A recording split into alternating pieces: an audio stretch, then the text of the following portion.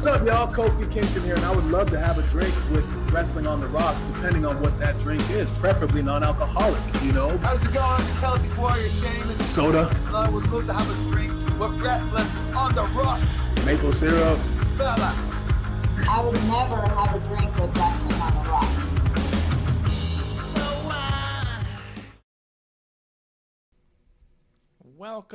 Welcome to Wrestling on the Rocks, where every show is our first show.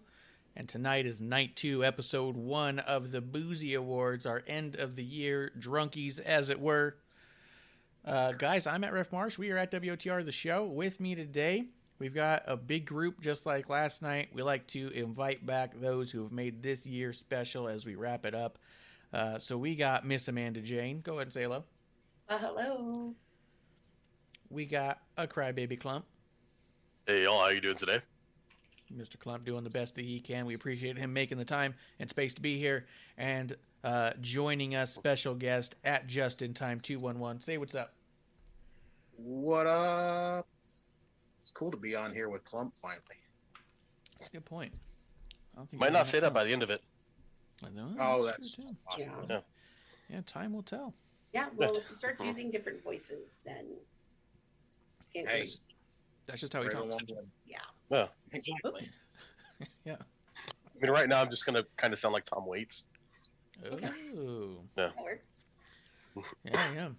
Yeah. Guys, how y'all doing? It's been a couple weeks, actually, because of the way it's all timed off with the holidays and with other things going on. I know Klump's been on the brink of life and death as he's been ill and kicking through. How's everyone been doing?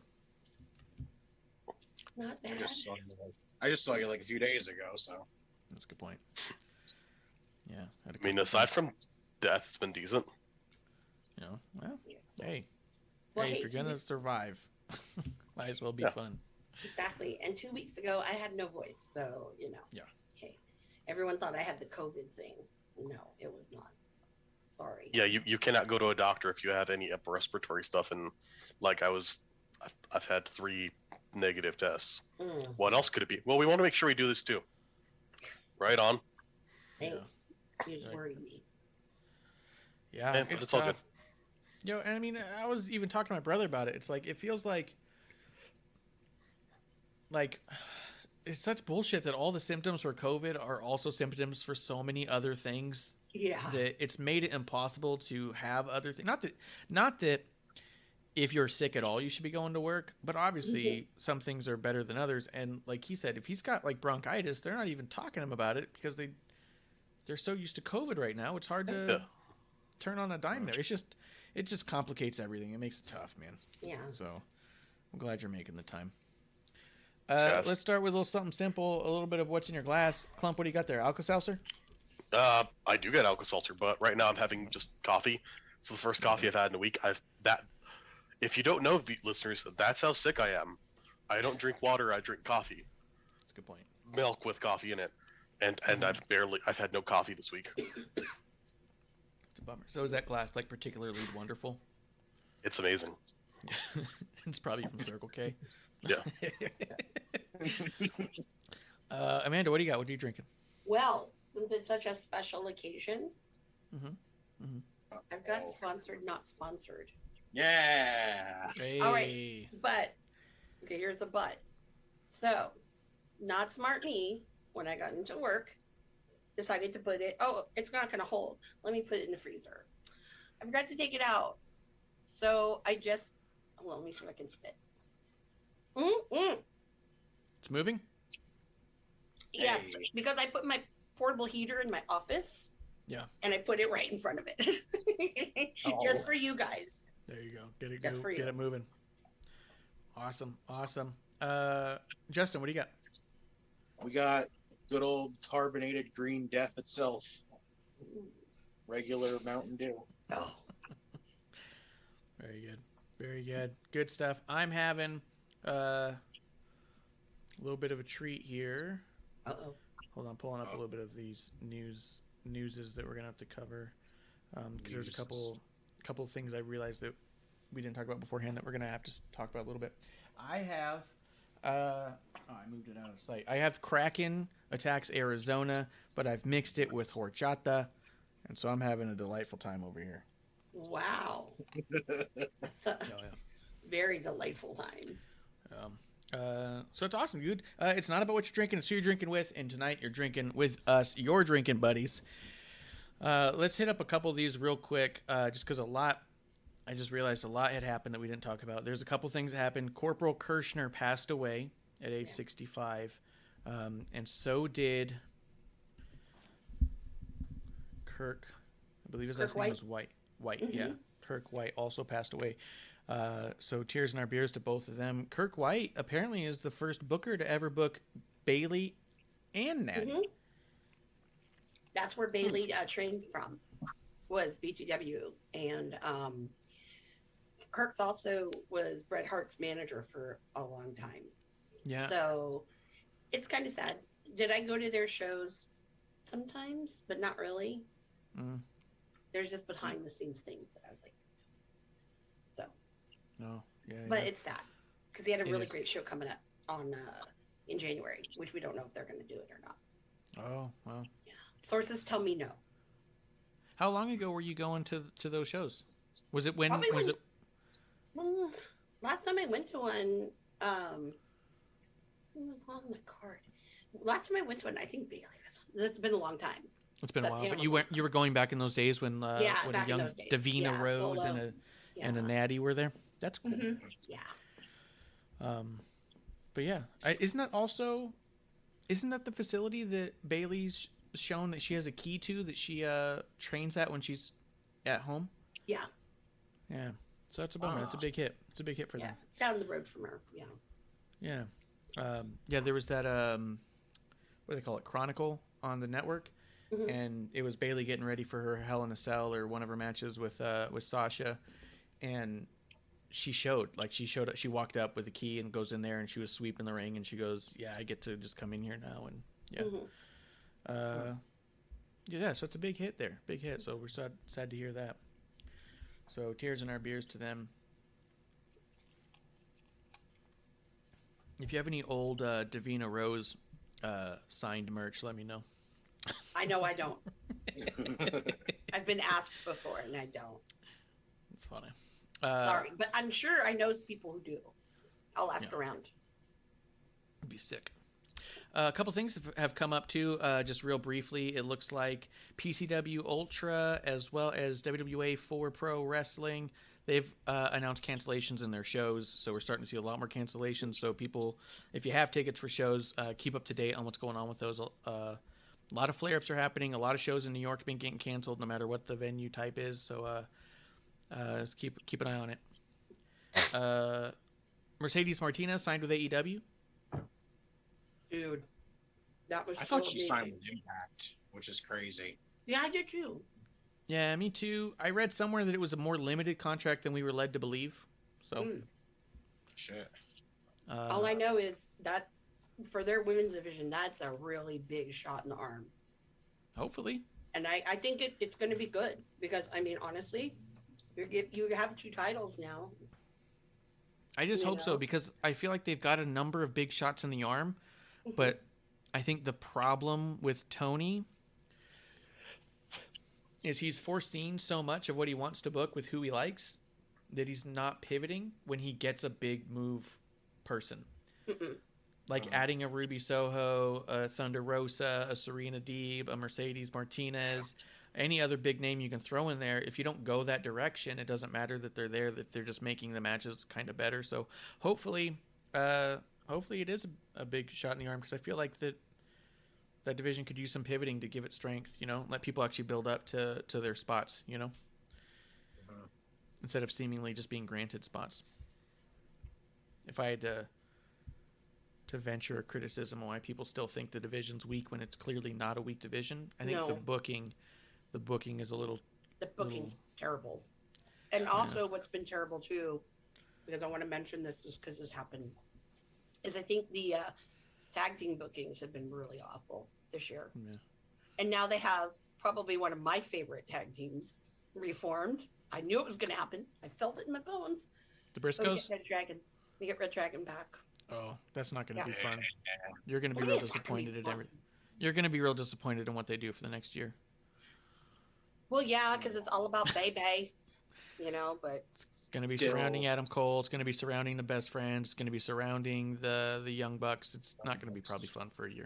you know what? There's a lot of really good matches because I'd love to see them Santana and Ortiz. Oh, It'd be a yeah. great one.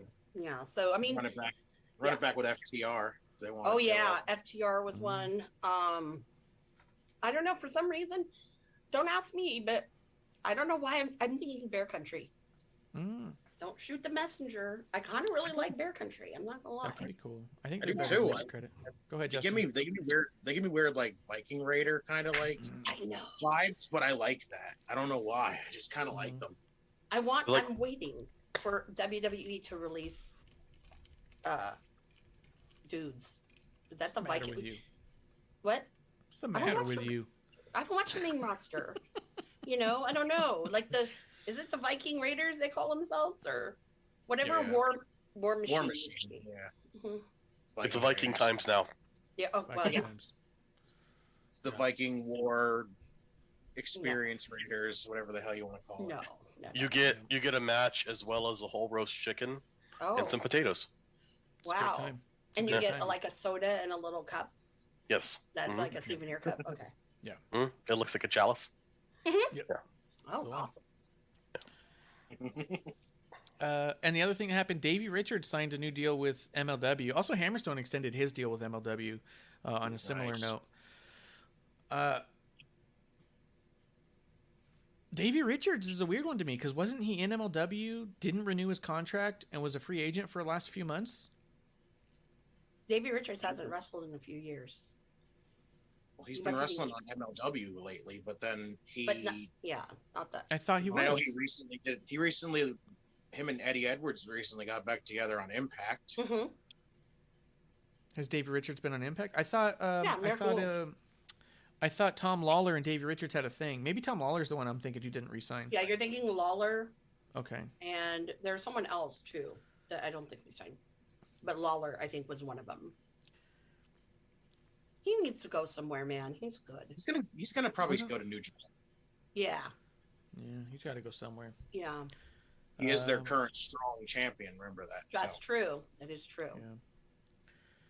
That is true. A couple of birthdays came through. Cesaro had a birthday. Cheers to him. What were the other birthdays you saw, Amanda? Today is PCO's birthday, so shout out to PCO. Yes. And the other was, of course, I closed the screen, and it was Ray, someone Ray like Phoenix. Ray. Ray Phoenix. No, yeah, Ray Phoenix. So, yay! Hats off to y'all. Mm-hmm. Mhm. Isn't PCO not human? So does he get birthdays? Well, he's a monster. I would think so. Like, you know, they assemble him, but I don't. Oh, They that call him makes sense. Prince Frankenstein. Yeah, Yeah. I don't know. Yeah. Very don't good, know. very good. And then the last bit of news we'll hit on, just see what you guys want to talk about. The news came out yesterday. We talked about it a little bit yesterday. But Toni Storm, the reports came through that she was gone. It was a really peculiar way that it came out. It said she's gone from the WWE. Then people said it appears that she had asked for her, was released and was granted it. And today there's a story going about that says that after she had a triple threat on the 27th. It was her versus Sasha versus Charlotte. After the match, she drove herself down to the airport, used her own money, flew herself back home, and then called up and said, "I'm not coming back," and kind of quit on the spot.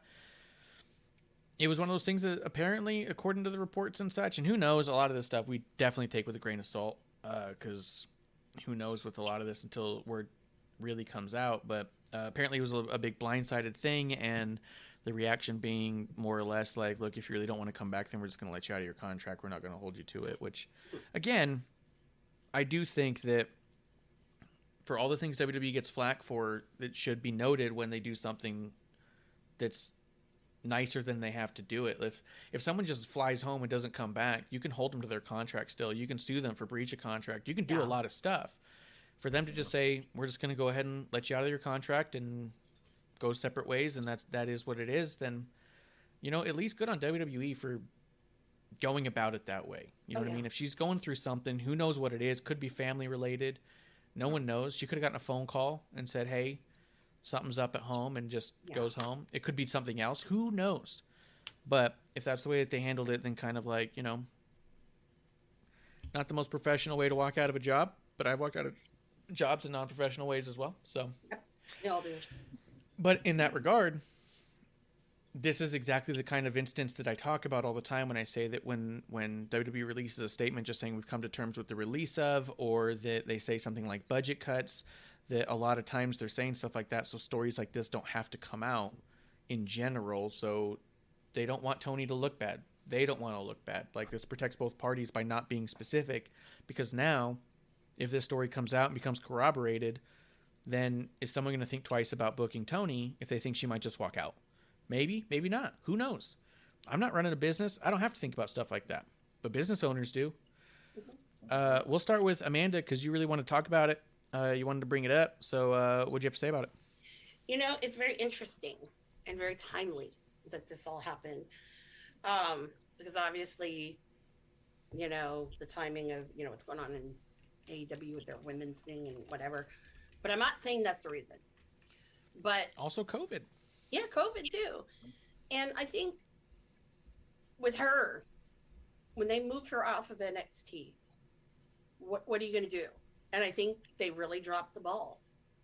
And so when you're like one of these people who is pretty, you know, these women who are pretty top tier, and you're just dropping the ball because you're working with the same people over and over again, that's frustrating. You know? So. Yeah, but is that how you handle it? Do you walk out No. and say, I quit? Secondly, it's as much as we have all said our piece over and over again about Charlotte Flair and what we think of everything that goes with being Charlotte Flair, Yeah.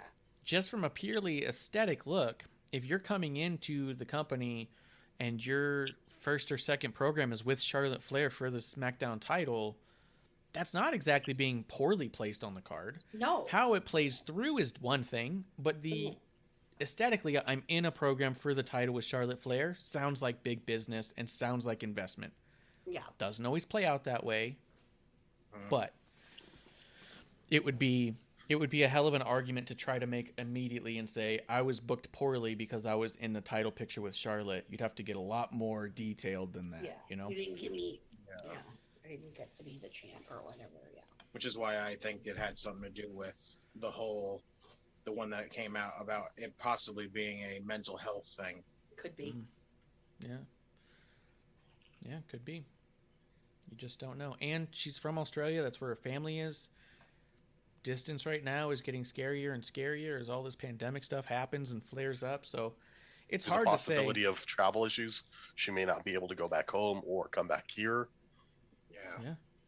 She may have, a lot of flights back home may have been canceled for so many months that when it finally opened up, I'm getting on that rocket and getting back. You know what I mean? Like, who knows? Well, and right now there's a strong chance of it closing down again. Like, a sister and her husband, like, they took advantage of the first opening they could and went to see his family in England. And as the new variant spread, they were there basically like, are we gonna be able to fly back? Are we gonna be able to fly back? Like, they had like kind of like a game plan to get to the airport as quick as they could to get back here. Yeah. Like, it was rough. Yeah. There's a lot of things that complicate the conversation of why someone might fly across country and say, I'm not coming back. That aren't strictly booking and aren't strictly because AEW's there now. Like, Yeah. it's a very complicated conversation that a lot of people are speculating and trying to put words in their mouth and thoughts in their head. And I want to make sure that we don't do that as we speculate, just for kind of the fun of it, but also for the real concern we have for her as big fans, that we just hope everything's going for the best and that everything works out for her. I think maybe it is a mental health thing because it's getting more and more prevalent with wrestlers, and especially those who, and I don't mean to pick on the E, but especially those who've been in that system, whether it be NXT, the actual main roster, or things like that. Because I can name 5 right off the top of my head of people that have had either some PTSD or something that has to do with mental health. Well, I mean, I've had mental health issues for a long time, and I still don't know how much of that I'm willing to blame on any given company I've ever worked for. There's a couple companies I can say didn't help, but does that mean the It was company going on. needs to? Does that mean like the company needs to change, or that maybe I wasn't fit for it? Like, I mean, it's a really complicated conversation I think. Plus, I would say one thing about WWE as a positive and a negative. It's a space where people don't tend to be able to really realize their struggles with mental health until they have the space to. That's The true. financial means. Like, there's a lot of you got a lot of people really kind of unhealthily force themselves into a get shit done attitude, and that's why I think a lot more people have a lot of mental health struggles than we know, and we know a lot of people do because they're not able to cope or get help in a healthy way, and they might just be the dude at Target. But when you get to a place where you're making hundreds of thousands of dollars or millions a year, you can maybe take some time to see that. And we know WWE does do a fair amount to encourage mental health support. They do a lot to support their staff. Beyond that too, that's a hell of a job. That's 300 plus dates touring. That's a shit show of a job, and that wears on you like nothing else. Yeah. I don't know. Who knows? I hope she comes out and says something one way or the other. If she had a terrible time, then say it. If it had nothing to do with it, it'd be nice to hear it. But, yeah, I don't know. I just hope for the best for her. I hope that she's going to be happy moving forward, whatever that looks like, And again, good on WWE for, at least not making it worse than it has to be by just saying, okay, we'll cut ties and be done. Like, you can actually absolutely make this worse just because of the contracts and the way that they're worded. So, yeah. You guys want to get into the Boozies? Give out some end-of-year awards? Oh, yeah. Did you guys notice I'm in my classic ref gear, the old black tie affair for the award ceremonies? I'm wearing bling. Yeah. That makes sense. Mm-hmm. It's My this hair's is kinda the looking like it's a updo. when it's a black tie affair, but you're still a ref look. You know what I mean? That's a great ref look. I miss the kind of looks. Yeah. Yep. Look like Woody Harrelson behind a bar in a show in the 80s. Yeah, that's that. Yeah. He wore a polo. Okay, you look like Ted Danson behind a bar in a show in the 80s. No, it's when they sold the bar. Oh, yeah. Yeah, and that's when Rebecca came. Yeah, around, you're right. She was the manager. Yeah. Who was Rebecca played by? Christy Alley. You Talk look about like mental Christy. health issues. Ooh. You look like Christy Alley in behind a bar in the 80s. Yeah, There you go. Got it. It took me a minute to get there. Well, no, she she changed it up and made Woody wear a little suit and tie and all that. Yeah. And yeah, it was a whole thing. It was great. It was great stuff. Klump wasn't born yet. Most people probably weren't born yet. Nobody in the IWC. Fucker. That's for sure. Oh yeah, how do you tell by the way they behave? Oh. That's the thing about the IWC that I like, is that they're children in a playground, and as adults we watch it, laugh, and say, wow, it's crazy that these people think it's okay to just be this way. Mute, block, move on. Like, as adults, we don't fuck around in there. There's some adults who are worse than some of these teenagers. There are. There's a lot of people who go through a childhood renaissance, and you're like, you were normal for an extended period of time. You worked at Staples for 10 years. You ran the print shop. Shit was good. And then suddenly you found Twitter, and now look at you. Yeah, a childhood renaissance. Exactly. So good, dude, and that's nailed it. And at the same time, there's a lot of adults who still go to high school basketball games and relive glory days. So hey, there's a lot of people who just what do they call it? Arrested development. So yeah, they find their way to Twitter one way or another. I'll tell you that. Mm-hmm. But let's get into it. Let's talk about it. We're going from the list. We're going to start basically on a negative note and then go through the rest of the positive stuff. Kind of get the negative talk out of the way early on, because overall, this really is a celebration of the thing that we love, which is wrestling and spending time together and drinking, whatever you happen to be drinking. So we're starting with the Your Drunk Go Home Award. This is a superstar or storyline that you don't want to see anymore, flat out. I'm going to go ahead and start with guest of honor, JustinTime. Justin, what was your Drunk Go Home award awarded to? Oh, it was the easiest pick for me. I went with Cody. I'm at the point where I just don't give two flying shits about anything Cody Rhodes does anymore. Don't care if he's babyface. Don't care if he's heel. At this point, you can take him off TV, let him go be his backstage self that he wants to be, and he can stay there. I mean, I can't argue that at all. TNT champion, fly by night champion. Did you see the new shirt that came out where it said heel, babyface, and winner? Yeah, and the freaking American Nightmare logo on winner. Yeah, you can. Dude, I'm gonna be honest. The more AEW shirts they release, the less of them I like. Yeah. Like, you'd think the percentage would go up. You'd think, well, at least there's one a lot. There's so many where it's like the joke in the beginning was that it was a T-shirt company, and they've been riding that joke out as long and hard as they can. So, well, and props to them. Like, I'll say this generally with a lot of wrestling shirts is a lot of them. There's a lot of stale ass ones where it's like, okay, these are really just kind of lazy rips on pop culture, yes, or rips on other wrestlers. Like, I'm starting off. Surely I gotta have a 316 shirt because I'm starting out here. yeah. I'm bald and got a beard. I gotta have that 316 shirt, and it's And kind an of effing dumb. shirt. Exactly. Yeah.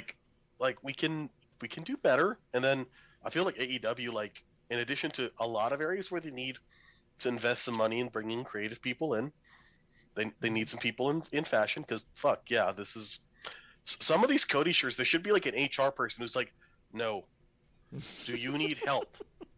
Do you need to talk to somebody? We have resources for you. We are not putting this on the shirt. It is insensitive, culturally inappropriate. No. Like, I don't need to go any further, Cody. No. You are not winning. Yeah. I only need one of these reasons, and I'm this many reasons in. Okay. Yeah. The shirt should say face, heel, whatever, winning, whatever the fuck this is, and then have your little check mark there. The other ones are fine separate.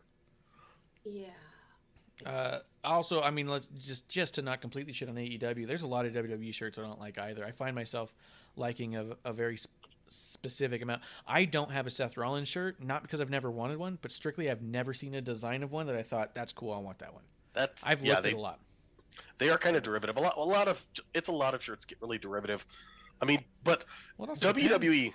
Bailey's got a bunch of shirts I thought were done great and were really cool and funny. Seth's were bad. Like, I think it's such a crapshoot. I don't know, man. His I think focus because is Seth Rollins' shirts are normally just the same fucking thing with just something else around it. It's always the SR in some different language, like different design. Yeah, different language. Dude. Yeah. And I don't typically like pictures of wrestlers on shirts. There's very few shirts I have where I actually that actually have the wrestler on it. I'm more into designs and stuff, so maybe that's part of it too. Scroll. Sorry. Scroll. He's got good shirts. I have a He's Scroll got shirt. great shirts. Oh my god. I got the one that it was the fucking Black Label shirt, Johnny Walker.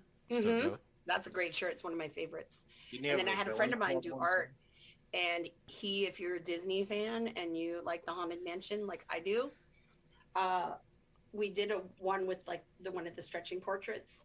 So he's sitting on the tombstone. At first we had Cody's head, then we changed our mind about that. He was like, "Oh, that's a little too controversial." I go, "But it's fun." So it's really cool, and he's holding the umbrella instead of the rose and all that. That's really cool. That's funny. Awesome. Go ahead, Amanda. Who was your drunk go home award to? Well, I agree on some of these ones, but I have a couple that we did not mention. We haven't because we gone didn't through all of decide. them. You're only the second person, of course. I know. Christ. You Seriously. shit on a lot of things. We have a lot of fiber. The Young Bucks need to get rid of that gimmick. All right, I'll just tell you right now. That was my list. I put Young Bucks in Jacket Time, but Young Bucks. There's been nothing. There's nothing about Young Bucks, just to piggyback off that I've enjoyed on any level for over 2 years. I don't enjoy their matches, their promos, their look, what they talk about. I don't enjoy their fake voices. I mean, it's not even like I hate them to boo them. They are the single most reason why I watched so little of AEW this past year. It's because I could only watch up until the Young Bucks showed up on TV, and then I'd have to turn it off. Yeah. So keep going, Amanda. MJF. Oh, you're tired of MJF? Yeah, I'm really tired of MJF. Because, okay, are you just going to let him be that ring champion for the rest, whatever? The ring can go. The ring can go. I'd be happy to get rid of the ring. But it's kind of getting old because every promo is the same promo. Yeah. If you like MJF, I'm really sorry. But I think that he's not impressive anymore. But I no, he's stale, and he doesn't really wrestle very well. But that's my opinion. So, and what else to have? Oh, I'm really sick of Tony Khan signing all these WWE people and putting them like as these big headliners on the roster when he has a lot of other people there too. Donezo with that. And DNA 2.0. Yep. And for all of those who thought maybe I forgot about this one, and I'm sure it's probably on everybody's list. Please, no more Judas and singing along, please. For the love of God, please. I don't sing. I don't sing it. I'm anti it. Yeah, I could have easily put Jericho on the list as a whole. There's nothing he's providing to TV in the past 2 years that have been worth it. TK Omar is in the chat saying there's nothing worse than Dan Lambert. I've heard a lot of people who even like Dan Lambert who said at this point he's super stale. Justin, what were you saying? Good call there on the Dan Lambert, because holy shit. Even last night, I muted him. I couldn't deal with him. Yeah. I've heard people who put over Dan Lambert for a while, talking about how good he was, start saying, like, okay, this is old and tired and getting worse. Yeah. Klump, who was on your list? For me, I had Kyle O'Reilly being treated as a force to be reckoned with in NXT. Oh, I thought you were going to say he was Kyle O'Reilly the hipster. Yeah, that too. Just everything when he was like, I got to be a face and be tough, and they started putting him in MMA stuff, and he kept not really winning matches and not really looking great. So you're like, why are you stepping up to people that we're supposed to be shocked? Why are you assholes cheering? His record is terrible. He is 5'8". He looks emaciated. A sunny day in Florida could kill his ass. Why? Well, no. He looks like sixth row at a Bruce Springsteen concert. I thought the last everything of cool guy Kyle O'Reilly really made me appreciate Finn Balor so much, because I realized that Finn Balor made Kyle O'Reilly seem like such a badass in that whole build to their match that I was like, oh my god, Balor is a fucking artiste. And that's why Finn Balor will never be released. Yeah, they can't. You may not move your ass up far, but we are keeping you here because boy, oh boy, we got short-term plans, and you're fantastic at helping us. You're like Duncan Hines cake. You're not great, but you'll do in a quick situation when needed. We'll get you. Excuse me. Anything else you had on that, Klump? One, Amanda quit coughing. That's my gimmick. That's the point. Don't take Klump's gimmick. Gimmick infringement. No, exactly. I also just generally had Jericho because I was like, so I didn't know, for the things that upset me, I didn't know what shit happened this year and what happened longer because it felt so long. Yes. For things with Jericho, I'm like, wait, that's all happened this year? Fuck. To be honest, the only reason Jericho didn't make my list is he was been completely out of my mind. That I didn't even think about him once making this entire list. And then when she said Judas, I was like, oh shit, I forgot all about Jericho. And I was thinking that things were pretty good, but I would have put him on the list for sure. Go ahead, Klump.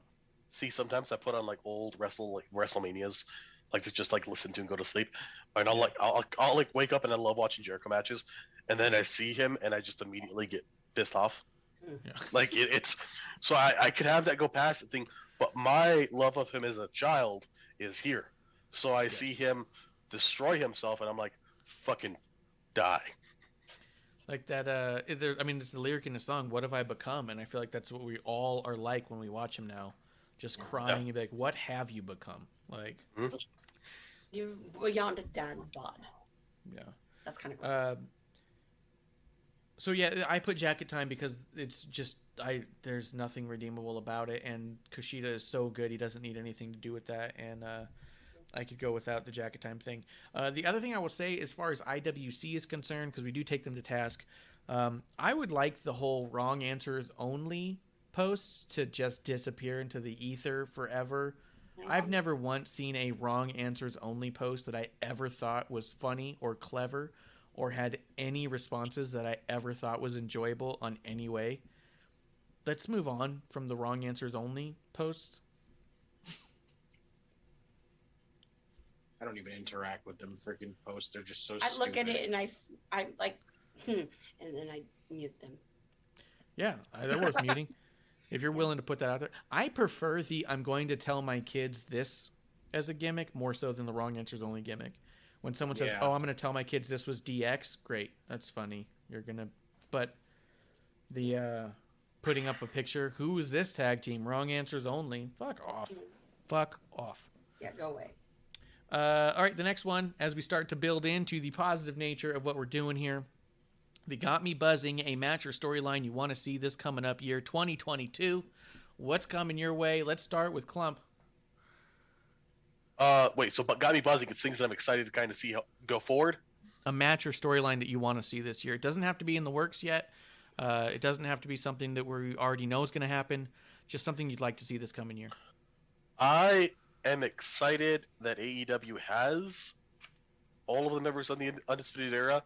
I'm excited to see if they go the pure nostalgia route of Red Dragon and the Elite, which fuck off, or they do something interesting and different, which I would find awesome. So I'm curious to see how are they going to balance these plates that they're spinning, like everything else, and how long before they drop them. Yeah, I'm good with that. Good with that. Jeremiah coming through the chat. Hope you guys are having a great night with the Boozies. Yeah, dude, we're talking Boozies. It's been good. Amanda, what was your got me buzzing? Got a couple. The most important one though, 2.0 needs a revamp. I'm sorry. I can't really watch it anymore. It's hard to watch. Okay, but what is that? That's not a got me buzzing. It's a storyline or match you do want to see. You just said I you do don't want to see that go away. That's my spin. I want it to go away. But everybody knows what I really want to see. Punk and Cabana in Chicago. And that is Punk's first loss. And it could happen still. We still have the possibility. It's going to happen, and it's going to be brutal, and I better be in the front row for that. The only one in Colt Cabana gear, probably. Do you think you'd make it a Chicago street fight? Probably. But I don't... Yeah, probably. How about they do a legal cost on a pole match? I don't know. They probably wouldn't do that. They want to bring that up. But I will say this. In the back in the day of the two of them, if you were to ask somebody, who's the better wrestler? Sure wasn't Punk. Let that ruin your teeth. Yeah. Ruin. I'll go real quick and then we'll hit up Justin. The Got Me Buzzing Award for me, I want to see Juicy Fanu versus number one fan, the OK Man himself, Sam Stackhouse. Whoop, whoop, whoop. Hey, Sam, if you were out there, email Vinny Massaro, and we can make that happen. Yeah. Because that's at West Coast Pro. So West Coast Pro all the way. We already got Juicy Fanu versus Hammerstone. That happened, and Hammerstone lifted that motherfucker.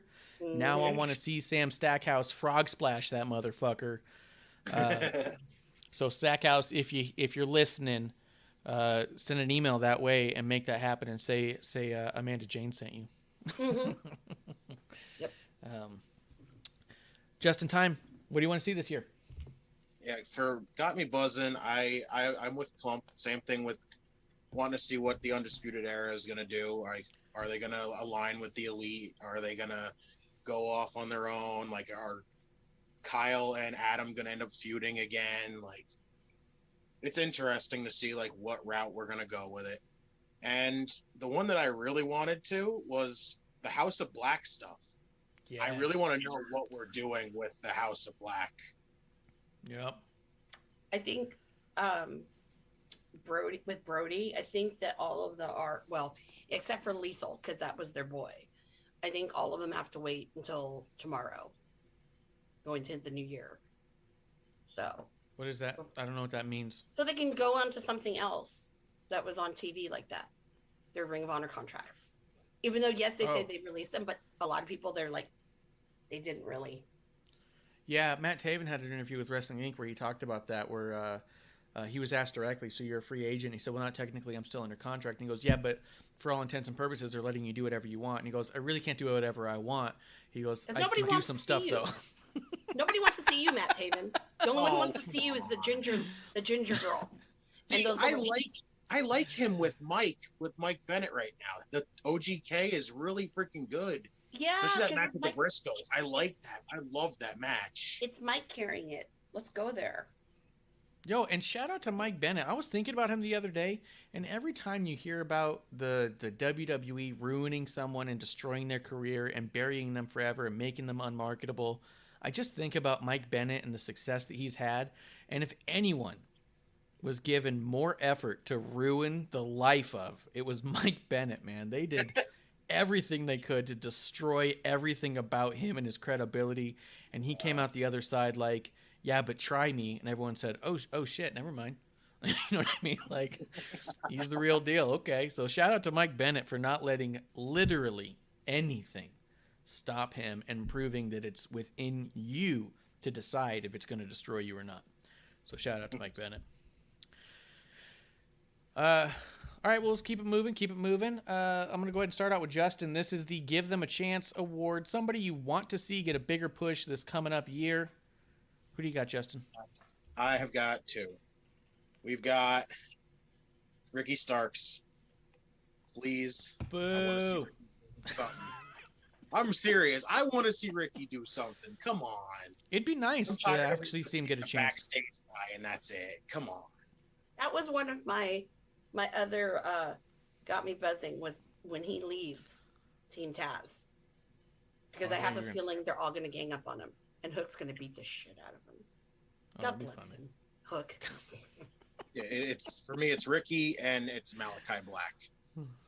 The whole, just after the whole bullshit with Cody, still seems like he's doing nothing of fucking importance whatsoever. This whole assaulting the Varsity Blondes thing. That was funny. I'll pass. That was a step down for sure. Yeah, let's see something good or meaningful from him this year.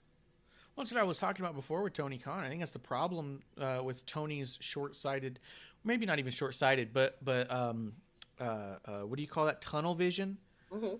Yeah. On what he wants and what he sees, that he's also not utilizing talent to their potential. And I think you can easily point to an Andrade and an Aleister Black in those scenarios where they're not even used in matches on TV. You can use those guys to make matches on TV exciting. Andrade's had 3 matches on TV since he's been there. It's one of those things where Aleister Black is underutilized only by virtue of not being a part of Tony's tunnel vision he's had for years. You know what I mean?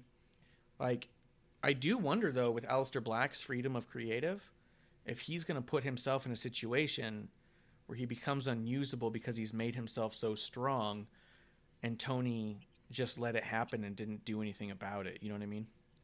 Oof. Because the whole face paint thing, the eyeball thing, is him being taken over by this greater power, this darker entity, and the bigger it gets, the more powerful he becomes.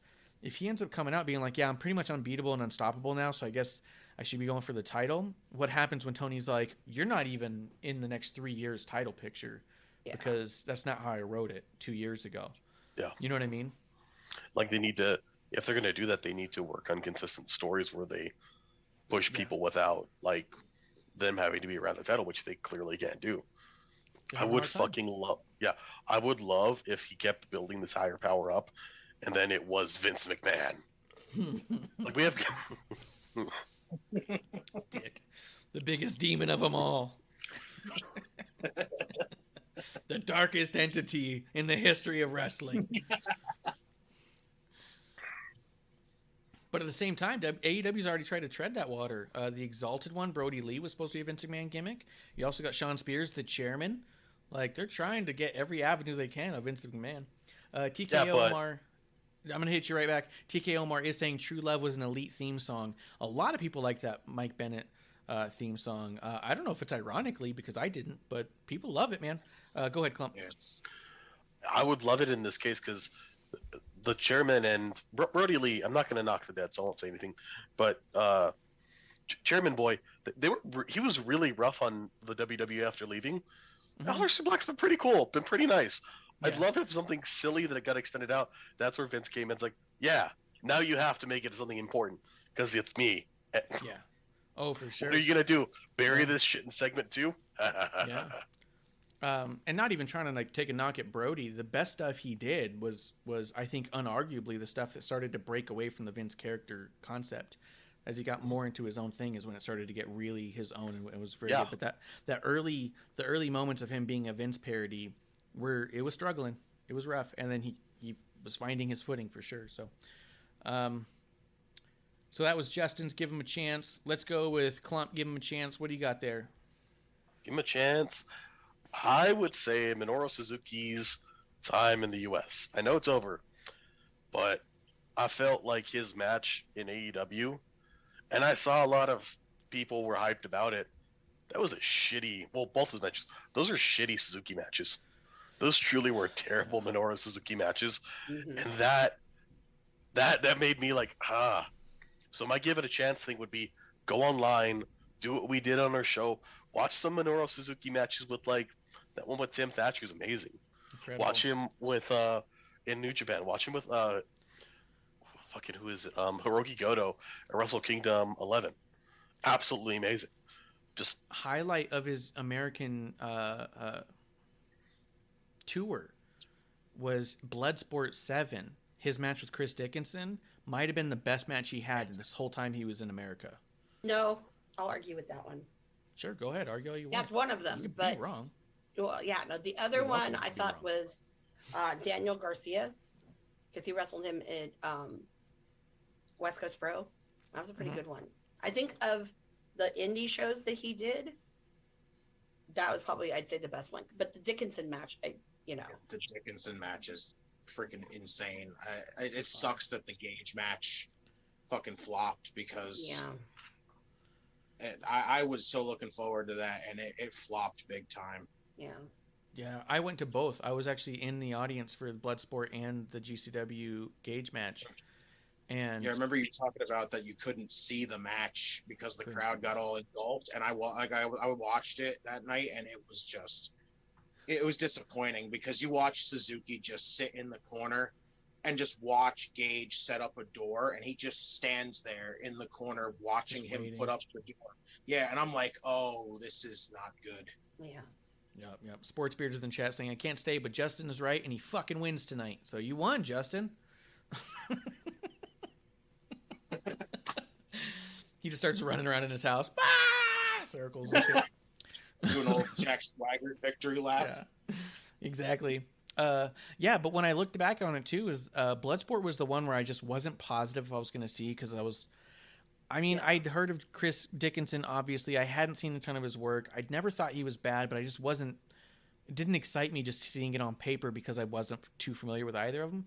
But I was definitely going for Nick Gage and Suzuki and thought, you know what, fuck it, I'll go see both. At the end of that weekend, I thought, thank God I saw Chris Dickinson and Suzuki, because that was killer. So that's one that I'd be happy to buy that pay-per-view and go over to Klump's, have a cigar, and rewatch it with him. So I'll fly down because that sounds like it was good stuff. It was great. An awesome match. Yeah. Amanda, what was your give him a chance? Oh, and Sports Beard says I have to send the belt to Justin now. Oh. Yeah, because I was holding up the belt last time, so I have to I'll just grab a belt. Figure out logistics. Well, there's a lot of them that are out there. There we go. I'd love to see.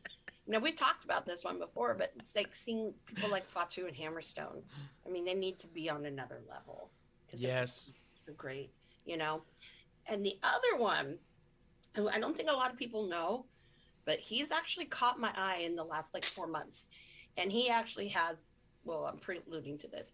He was in one of the best matches, I think, of this year that I loved, is a guy named Kevin Blackwood. He's from New York, kind of tattooed up. He's part of Bola. Mm-hmm. Doing Bola for the first time. So we were talking to him. I remember the first time I ever saw him wrestle, he was really unnoticeable in a battle royal. And I'm like, okay, this guy's got tattoos. They're trying to be like Ziggy Dice or someone annoying. Oh. But no, he is actually a great technical wrestler. And not only that too, but what I do like, and I'm glad it's kind of moving away from flippy shit, is seeing people that are mixing that kind of strong style and the technical with it. So he's definitely one I'd love to see get a good push. But having him on Bola is going to be great. So shouts to that Bola lineup, because holy shit, that is freaking stacked. mm-hmm. I'm going Buddy Matthews. Please win. I will. I'm hopefully going.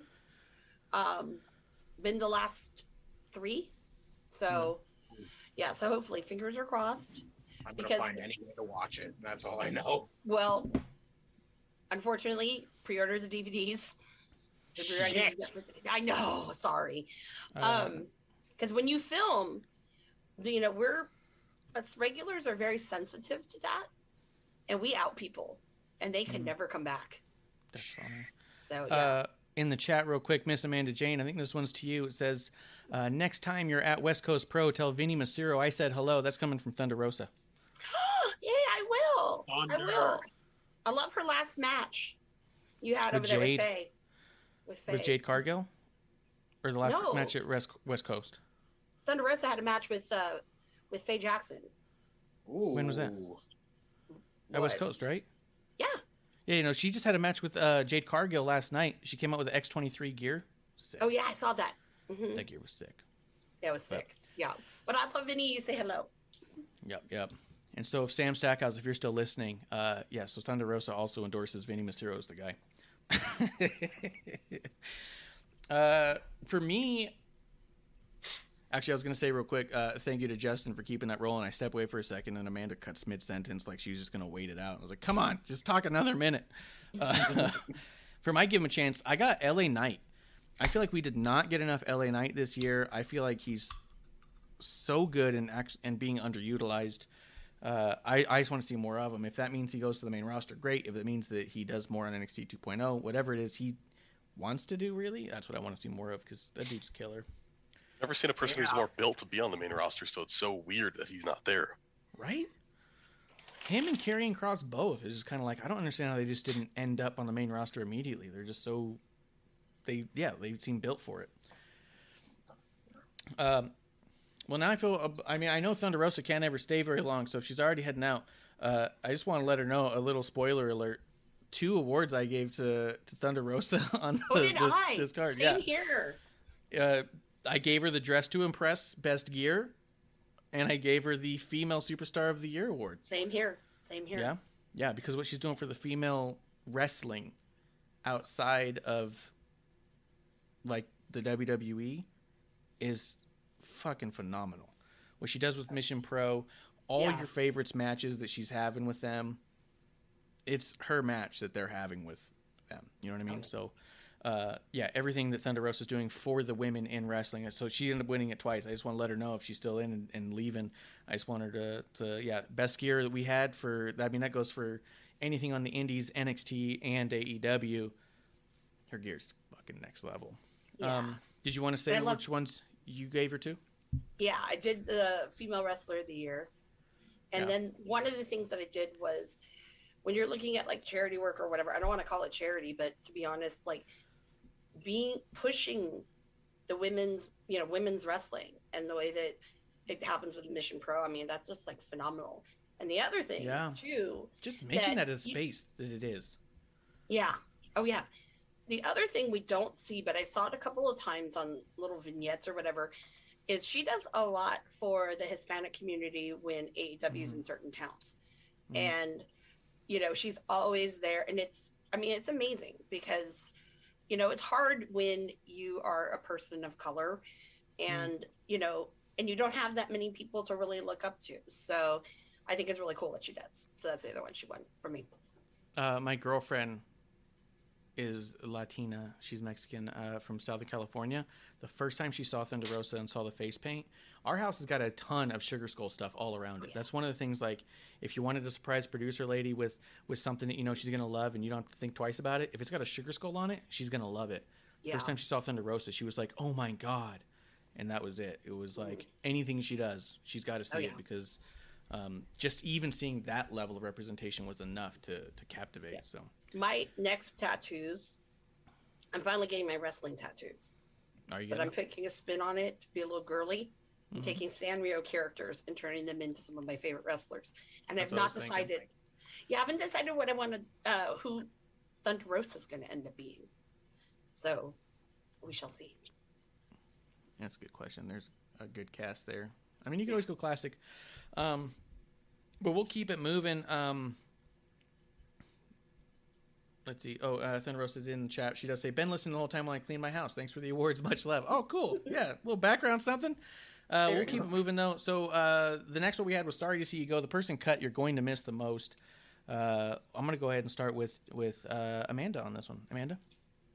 Well, one that I really was kind of disappointed with was Shane Strickland and Hit Row. Oh, yeah. Yeah, I mean, I was kind of getting really into them, and then all of a sudden, boom. And Swerve is so good. He's Like, incredible. I mean, how can you get rid of him and keep, I don't want to be negative, and keep some other people who are, whatever. Yeah, that's a tough Don't get it. conversation. But yeah. he's definitely one that I'm sad that they got rid of him. So, but wherever he ends up going, he's going to be great. And I'm hoping that his first match back is at Defy, because that's the man that's his house that he built. So Yeah. I hope. Yeah, the watch along we did with him and Ricky Starks was still one of my favorite watch alongs we did. That was a huge. That was a great match. And what a cool, I mean, at the time it was such a dream match, but now we could run it back.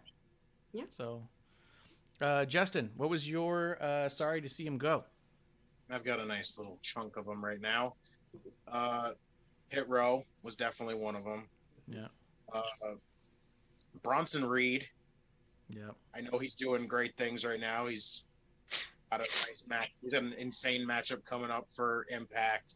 He's working New Japan, which is awesome. But it sucks to see him not. He's doing in NXT. Bola. I'm so excited. He's doing Bola too. Yeah, that's incredible. Yeah. And But he's the type of dude, you just want him to have like a full-on contract. You just want him to know that he's set. I just want to know that you can do what you want to do and have the money you need to do it. Oh, yeah. Ember Moon was my other one. Oh, yeah. Seeing her was That was really a gut shitty. punch. That one sucked. On mine, I put Frankie Monet, just because so much excitement and hype about her coming in from our side even, and it just was just nothing clicked, nothing hit, and it was just a struggle. And then when it was cut, it felt like, man, we didn't even give it a second try. Like, it was just a total bummer. She's so talented, so good, and it just didn't work in NXT, which can happen. It's just one of those bummers where I just wish that it had worked out on at all. But, it is what it is. And I'm hoping to see her soon do some other stuff. She'd done those movies. She did the movie with her husband. Oh, was it the Bounty Hunter one? She was not in Boone Bounty Hunter. She was. She helped him with it. I don't think she was in it. She helped him with it. She was not And then she was in a different movie. Yeah. So, but Klump, what was your sorry to see you go? The person you're cut that you're missing most? I had a list, but you guys knocked out quite a few. I'll do Keith Lee, Mia Yim, but most of all, Bray Wyatt. Wow. Yeah. Because that one, I've never seen somebody be so creative in wrestling and throw like such a weird gimmick that seems so cartoony and silly, but make it work. Yeah. And work in such a dark way. And then before it went to the pandemic, they were doing great with them. I love the way they shut down lights. I love the way that they built him up. I feel like the one criticism I have is they built him up too rapidly and he became this like otherworldly force, which is great when you don't have to do your production around 20,000 people. Yeah. So it kind of left him in a weird spot. But I know that if they let him come back, or anywhere he goes with the creativity, freedom that he has, he'll do amazing things. So I'm excited to see where he goes. But that, I think, was the most devastating cut to WWE. Yeah, he's one of those people who you can just tell from a very realistic, non-biased opinion. He's just an absolute actual genius in a creative space. So giving him the creative freedom, whatever that is, Hollywood or otherwise, or wrestling or otherwise. I just don't see how a guy with that kind of mind can fail if he puts his mind to a thing. And the fact that he requested his release is I don't know. It's one of the reasons why I wasn't sure if, I mean, we talked about him yesterday on the night one. I obviously didn't bring him up on this one because I'm trying to focus more on the AEW NXT world. But I'm glad you brought it up. No, but I'm glad you brought it up because, like I said, if there was something that was impactful and meaningful to you guys on the main roster, bring it up. And this is exactly that kind of example. Knowing that's what he wanted, it's one of those tough things to swallow as a fan, because it's like, well, he requested his release, makes you immediately go like, oh, I don't want to feel bad he's gone then because he got what he wanted. But there's just no way to not like grieve a little bit of that loss of genius on our everyday TV that we're used to consuming. Whatever that is now, he's going to be the type though that you're going to need to search it out because it's going to be worth it when you do, you know? It's like Bobby Bonilla Day. Lee Moonlight coming through the chat. Cheers to Lee Moonlight. Hey. You changed your horchata drink. I finished the horchata. I'm having a German beer now. It is a Peterson's brand classic, Dutch style Pilsner. So yeah, I'm switching it up a little bit. Switching it up. It doesn't sound German. Yeah. What you said Dutch. Yeah, what makes it German? That's what I was confused about when it said German, because it said Dutch, and I was like, do they mean Deutsch? Like, they couldn't have possibly misspelled it, but it all comes out of Germany. So I feel like that... Well... Okay, hold on. Union Expert Brewery from Breda, Holland, by Hof Brauhaus in Braunschweig, Germany. Yeah. So I guess the brewery's in Holland, and it's distributed through Germany. What a broad, unique world we live in. What a win, dude. $1.09 at Trader Joe's. So What? Good deal. I'm gonna have to go. I went there yesterday. I feel like there's such a weird crapshoot if you don't know if you're going to get the same thing twice, and every time they get something, you go, how did you get this even? Yeah. And they go like, we'll give it to you for free, basically. The crapshoot I run into is the fight with like a group of 20 coworkers for these fucking ice cream sandwiches that everyone wants, and we all go to the same Trader Joe's. Oh, that's rough. Yeah. That's rough.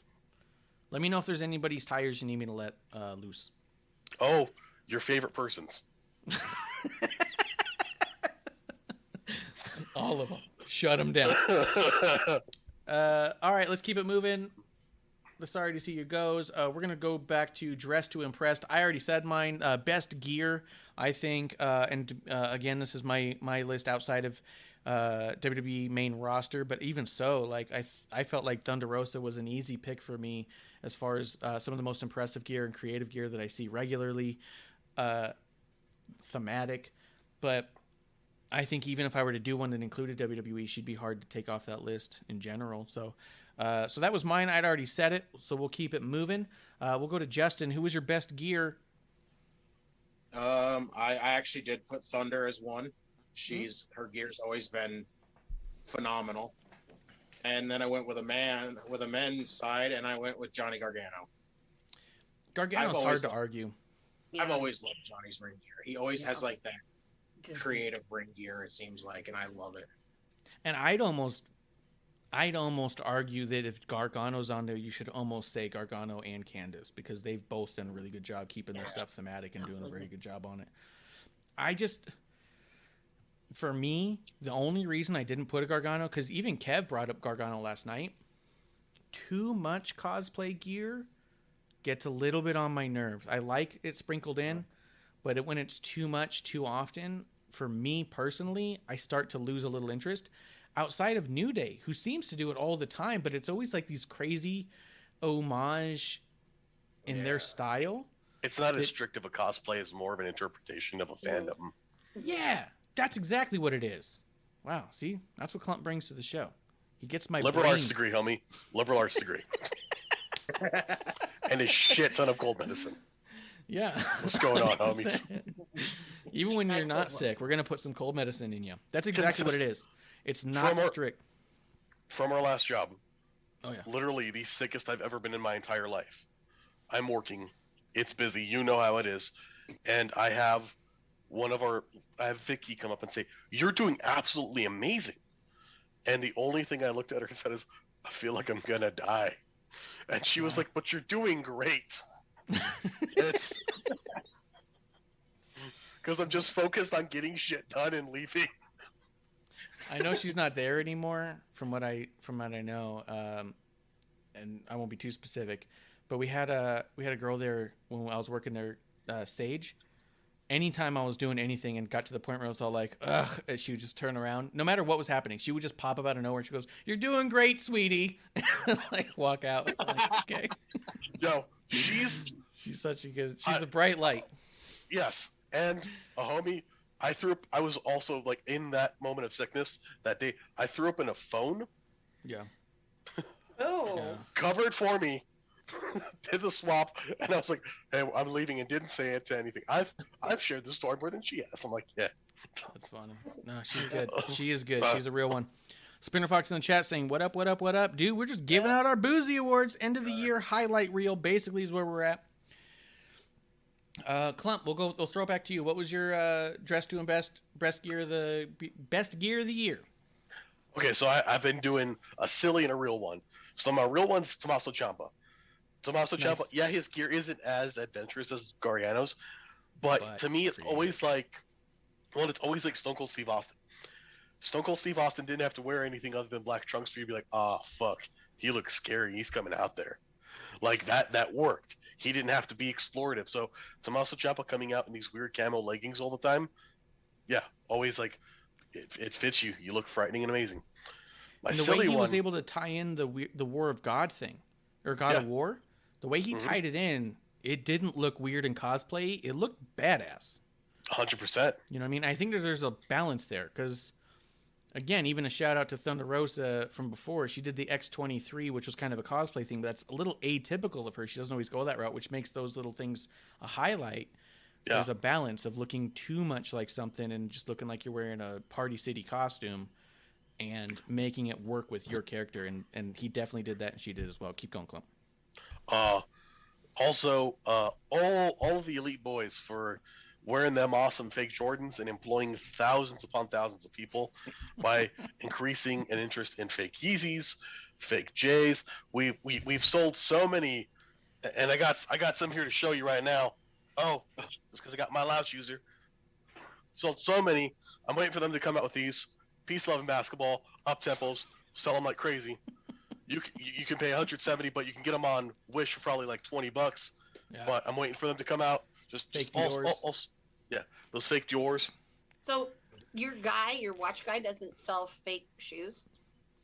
They're very specialized. They're vertically integrated companies. Okay. Yes. Yeah, They handle you can't just dip your finger in every aspect of the world. Oh, yeah. It's ridiculous. And men, if you Okay. ever, your lady wants Louboutins, Klump go your to Sephora. Oh. They have a nail polish that Louboutin makes. It's the exact same red on the bottom of the shoes. You don't want to spend the money? Paint the bottom of them damn shoes. I'm just Or classics from Costco. That is not where I thought we were going with that. no, I just But had to still make sure good. that- I also thought you were going to go into I was like, dip your fingers in men. You might want to get to know them a little bit better, but okay. No. I just thought like, hey, you could get away with Fake giving shoes. her a Louis Vuitton thing if it's this look, I got you Louis Vuitton, and I'm not wrong. It's the nail polish though. Like I thought it was like a clever play, like my Yeah. sister once got a Coach keychain, and I was like, look, you got Coach. You know. What I mean? I'm so sad that you bring up Louis Vuitton because Yeah, but those are even the fucking keychains are stupidly expensive, and you're like, yeah. They are. like it's proportionally stupid. Yeah. Yeah. Like you're like, fuck, why? Like, and even more, so you're like, this isn't. Well, they tell you, oh, it's palladium. Why the fuck would you make a key ring out of palladium? Yeah. It's not as strong Well- as steel. This is objectively worse. Well, okay, since you see my Louis, okay, it's old. Okay, this Yeah. is like about maybe 21 years old now. Okay. Anyways, the reason why I have it is because I used to lose my keys everywhere. And they were on a lanyard. I mean, how do you lose keys on a lanyard, right? It sounds like you're Tough. losing everything right now. Exactly. So I said to myself, what would be a good idea, a good solution? The solution was I'm going to pay an obnoxious amount, which back then it was $150 Yeah. for a keychain. And I will never lose it because why? I spent so much goddamn money on a keychain. Yeah. I'm an idiot. So, and I've never lost them since. Well, that's clever, but people still lose their cell phones. Let's see, in the chat real quick, Splinter Fox says, best gear, Penta Jr., best attire. He's got some cool stuff. Yeah, he's got cool stuff. Yeah, I wouldn't argue that. Especially. Yeah. Man, I forgot. I was going to spin something on what Klump said, but I don't know now. So I'm going to move it on to Justin. Justin, what was your best gear? Oh, wait, you already did yours. You said Thunder Rosa and Johnny Gargano. Amanda, did you say your gear? You didn't say your gear. No. Real Go ahead. quick. Can I throw something out real quick? Oh, yeah. Just for you, Amanda. Mm-hmm. So pretty much the same thing as what you have right now on Louis. It is $290. Ooh, Oh, wow. almost double. Yeah. I have the 6 key ring because there's a 4 and a 6, I think. Wait, no. You have it in the monogram too, so it's even more expensive because that's Yeah. Thank you, Mark. Mark Jacobs. I think. Yeah, Mark Jacobs is the creative director. There you Ever go. since he's come out, everything's like $3,000, $4,000, $5,000. I'm like, what? No. So if they ever do a Sanrio collab, which I'm sure is going to happen, I'm going to be poor. I'm just saying. Or I might be in jail because I'm robbing a bank. But... Follow me on Twitter, guys, and we'll find out some ways to get you into some. Yeah, we'll figure it out. Amanda, what was your best gear? Best gear of the year. Okay, I've got a male and a female.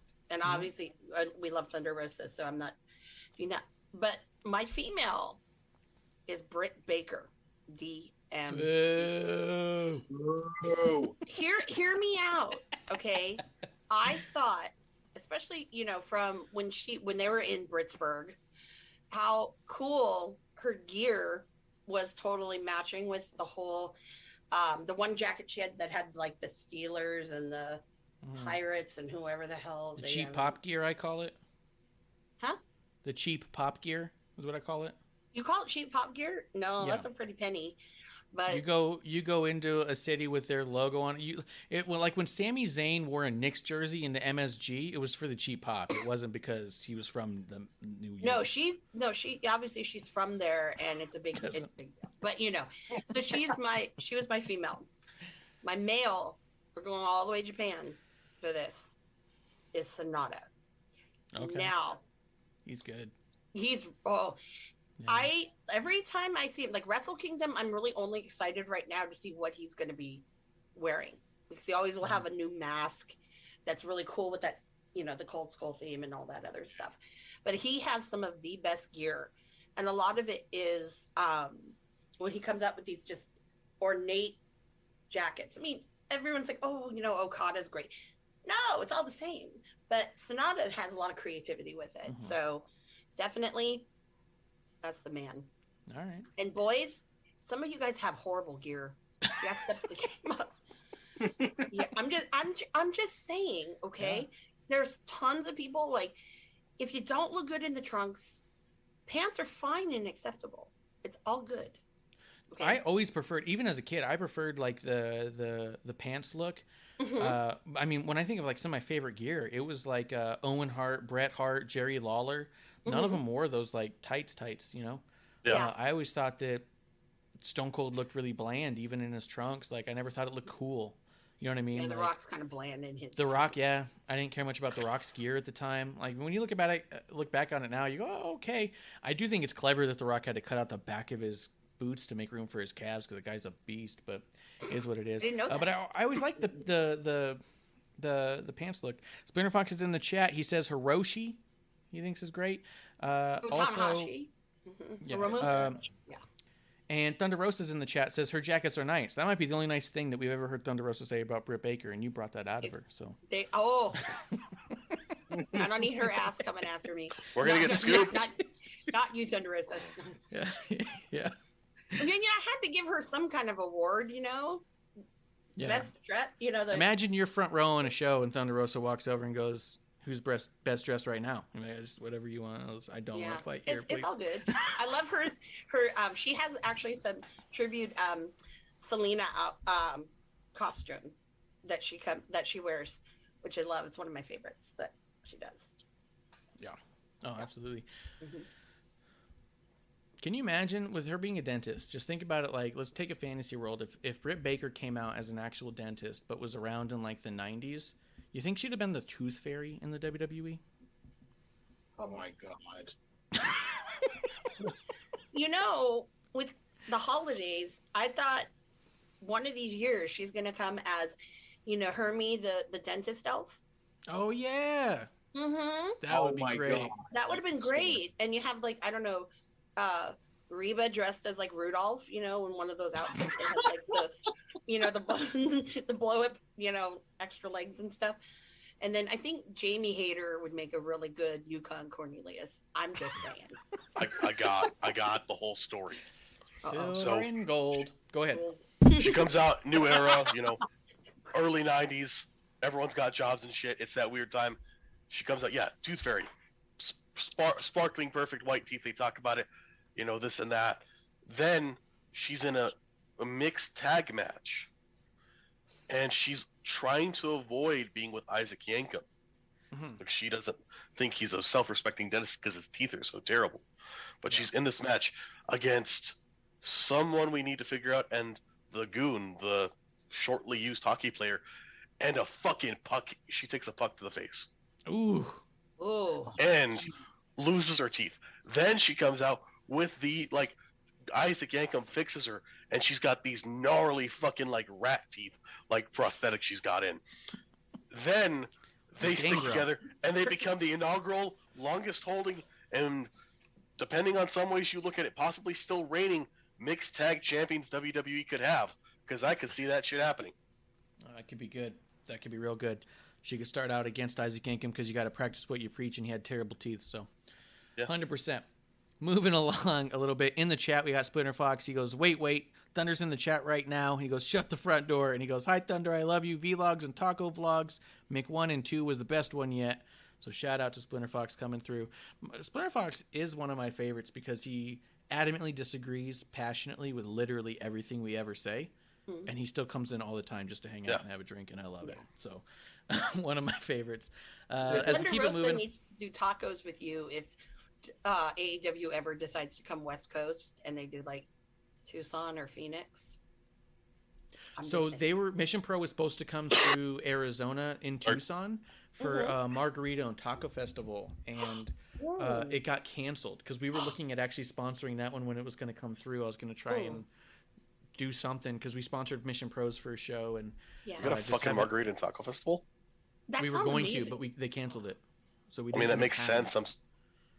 Yeah. We didn't have one before because that makes too much fucking sense to have it not be like a thing. Yeah. I especially in think your area. that they can. I think if I remember correctly, the Margarita and Taco Festival ended up happening, but with a lot less stuff going on within it. It wasn't going to have Mission Pro anymore. It was going to be pretty isolated, smaller capacity, kind of a deal.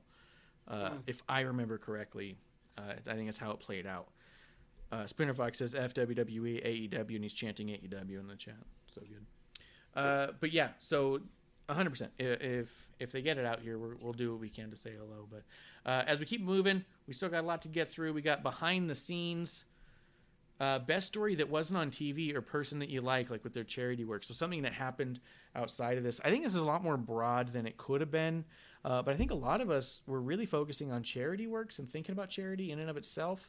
I ended up picking Mick Foley. Did the Give Kids the World Village through the Hearts of Reality, and a ton of NXT superstars went out there. And this is a charity that he jumped in on towards the end of the year, close to Christmas. It has, if I remember correctly reading it, and I encourage people to look into it on their own because I don't remember much often correctly. But if I remember correctly, part of it is that they open up a chunk of Disneyland to the kids exclusively as kind of a Make-A-Wish sort of deal, where they're able to have part of the park on their own to themselves, and that's kind of like Give the Kids the World, which is pretty cool. And a bunch of NXT superstars were involved in it, and it just was an awesome thing that they did. But moving through that, let's go to Justin. What did you have for the behind-the-scenes story, charity work or otherwise? I got AEW donating $100,000 to Safe Alliance. Oh, that's cool. It was the providing hope for and healing to domestic violence and sexual assault survivors. Was there a Cody shirt for that lion thing? Okay. Well, we know every Hold on. charity they do, he always has a shirt. He's got a shirt, but That was around Fight for the Fallen time this year. okay. So, and then they had the shirt where they did they were doing like donations from the shirt, like purchases from the shirt donated to them as well. And I thought that was really freaking cool. So I am so simple that at first I was like, oh, that's sweet. They're protecting endangered lions. And then you kept going, and I thought, oh, this is actually better than saving the lions. I'm just so simple-minded. I would see, like, if I just saw the Save the Lions thing, oh, I'll donate to that in a heartbeat. And then someone would tell me what they do, and I go, I did not know that was. I'm not against having donated, but that was not what I thought I was donating. Let's shoot over to Klump. Klump, what did you have? Now I feel bad because I'm all shit on Tony Khan. Oh my god. Mine was Tony Khan trying, and that is the operative word here, to hold the ropes at a recent house show for David Crockett. Because he tries. Yeah. He's a wee guy. I appreciate the effort, but he kind of bounced, and I was like, fuck, man. Like, I get what you're trying to do, but you need, if you're not like built like the people you hire, you need to look like me to do that. You need I can put ropes down for people. That's easy, but I'm not 150 pounds. Which also, good on you. You look great in your mid 30s. That's hard to do, Tony. But also, I did want to say this is it is an act of charity that Thunder Rosa listens to us, because there's no positive reason to do that. And I personally want to apologize because I've been coughing throughout the show. I apologize. I respect your work and find you amazing as a performer. And I apologize that you have to listen to me cough and shit. Plus you went full asshole on the charity topic, which is pretty dope. Yeah. Let's go to That's Amanda. what I'm fucking here for. Amanda. I wish we had closed out with Klump now. So let's go over to Amanda. What do you got? Okay. I have a silly one. And then I have, obviously, because I love Thunder Rosa's work, she was my number one. We already went through that. That's true. But, with Mission Pro. Yeah, one of the things that I've really been enjoying, and it technically happened at the end of the year 2020, but the first one at least, is that whole thing that GCW had done, but in particular, the For the Culture show. And I really think that it brought a lot of awareness to a lot of people. That's true. And I thought it was phenomenal. More so than Effie's Gay Brunch. I mean, Effie's great, but it's more jokey. But this is something that, I saw a lot of really great wrestling and wrestlers that I'd never seen before. So, that's where the first time I can remember seeing Lee Moriarty, for example. So definitely that's my serious one. The not serious one, which I thought was really cute, and I hope they still sell them because I forgot to buy one, is when Ethan Page and Ruby Soho were selling the shirts for charity. And the one that Ethan Page made was the Bucky's. The Bucky's, yeah. Her looking like the Bucky's thing. I thought that was so genius. Why? It was cute. I want to know. Well, but hold on. So here's my thing. Is it like, I don't have a problem with it. I've driven across country a bunch of times. I've gone into a few Bucky's myself. I always have a weird feeling because I always think I want to get beaver nuggets, but I feel bad because I've had a pet squirrel for so long that I feel weird having a beaver. It's just a weird thing. What is Ruby's connection to Bucky's? Does she hates enjoy Bucky's? She hates. I watched Ethan Page's vlog or vlog. Tell me about it. She loves sheets. Ethan Page is a big Bucky's person. She likes sheets? So, yeah, I don't know. So Bucky's, it's like Circle K and QT. You need to get out here a little bit. Sheets is a mostly Pennsylvania. They have some in Jersey and stuff too. But they're like to me they're like QT because they got a bunch of shit. They're almost a grocery store that you get gas at, and they have decent food. But at the end of the day, QT is the superior one, period, and that's factual. Well, I really like Love's, but at the same time, if you're saying it's up in Pennsylvania, that makes sense because even when I was living in New York and going to Jersey, Pennsylvania, I don't remember ever thinking of any highlight reel gas stations. But most of the time I've driven across country, it's been through the 10 across the bottom. So it's been a lot of Love's, a lot of Bucky's, a lot of stuff like that. So Which is, But then so it's kind of funny. She hated it because it's Buc-ee's. She doesn't like Buc-ee's, and it was She a didn't like Rudy-looking Buc-ee's. Buc-ee's. That's Yeah. funny. So I knew she there was had a joke shirt. there. I didn't know it though. No, she had a shirt that was, I think, kind of Sheets inspired. So I don't think even Paige was on there or anything like that. But it was really cute, and she looked really cute as the little Bucky the Beaver. So that's why it's silly. But I will say this, folks: if you're in California and you're driving on I-5, here's a tip, because I'm a Loves person myself. Is the Loves that's in Lost Hills, where I think it's 152, where they meet, kind of near where James Dean died. That's the only landmark I can tell you. Perfect. They have the best. They just rebuilt it. The best little place to go to the bathroom. Never a line, because they're really redoing all of the road, so you can go through the back through the truckway. And there's nobody there. So no line for gas, which is always the cheapest one on I-5. And then 2, nobody's in there because they can't figure out how to get in there. Well, that's important to know. Yeah. That's one. I bet you Thunder Rosa writes that one down. I was gonna. if I can add something. Girl, I already knew that. What you're talking about? Yeah, so of course. Go ahead, Klump. I was gonna add to this real quick. It's funny. It used to be, and I love my state to death. The way I knew I was back in Arizona if I was on a road trip and fell asleep was that no matter what the gas station was, you went to the bathroom and the stall door was ripped off, and it was a rough poop. Oh yeah. Like, yeah, the prison toilets is what we have out this way. There's no or- seat, just metal. Or one specifically between Tucson and Phoenix, the state-owned fucking rest stop in Casa Grande. You go there, and I went in because it was like a I need to go kind of thing. And I'm not the tallest in the world. I'm tall. I get in and I sit down. The doors go to here on me sitting, like just above my nipples, and I'm like, the fuck is the point of this? I'm just on display for somebody to watch me shit. Just making eye contact with everyone as they walk by. Hello, You're good sir. you're shaming little people. Maybe You that's would've the little people restroom. You don't No, know that. little people would have been great. Nobody wants to see that. Nobody needs to see that. Little person did been fine. Don't have to look at it. Anyone like above 5 feet, oh no, like they're looking dead in, and that's rough. Yeah, 100%. Let's see. Let's hit the chat real quick as we move on to the next topic. Spinner Fox says, Amanda, I told you Flip is not all elite. Breaks my heart, but I knew it was not going to happen. Did It'll Flip sign somewhere? happen. No. He's not It'll signed. happen. So It'll yeah. happen. Just like his It has memory happened. will come back, and he'll realize it's not 2018. Yeah. But, And then Spinner Fox says, my award goes to Major Figure Network for that warehouse full of toys for the kids. That was awesome. That's that was dope. cool. Yeah. Yeah. Spinner Fox says Tiger Style because of what you said about Lee Moriarty, and he said, "Poor Ruby. I feel for her. You can tell she really hates it bad. Sheets is the East Coast thing." And then Thunder Rosa says in the other chat, "It's okay. I've been sick all week. I was moving in slow motion last night, trying not to pass out. LOL." So fuck. I heard a lot of good things about that match too, and thinking about it from her being ill at the time. Fuck. Yeah. I haven't watched it yet.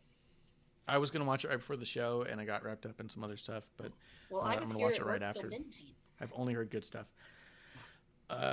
Let's see. Behind the scenes story. That's the one. So now we're at the holy shit moment, the biggest surprise.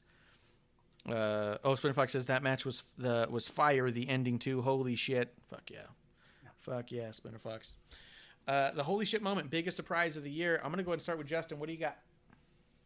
I got Cole and Bryan debuting at the same time. For That me. was big. The fact that it wasn't one of them like just showing up and then the show went off the air. The fact that you got both of them. Yeah, It was a pretty freaking crazy moment. that was cool. Amanda, what do you got? Well, I have a couple. One that still I'm kind of blown away by is the big shutdown of Ring of Honor. Yeah, Mhm. Yeah, That was no one crazy. bought the video collection, which I'm shocked about because there's so much great stuff in there. And you think we could have bought it if we all just pitched in $100? no, it'd be a little bit more than that.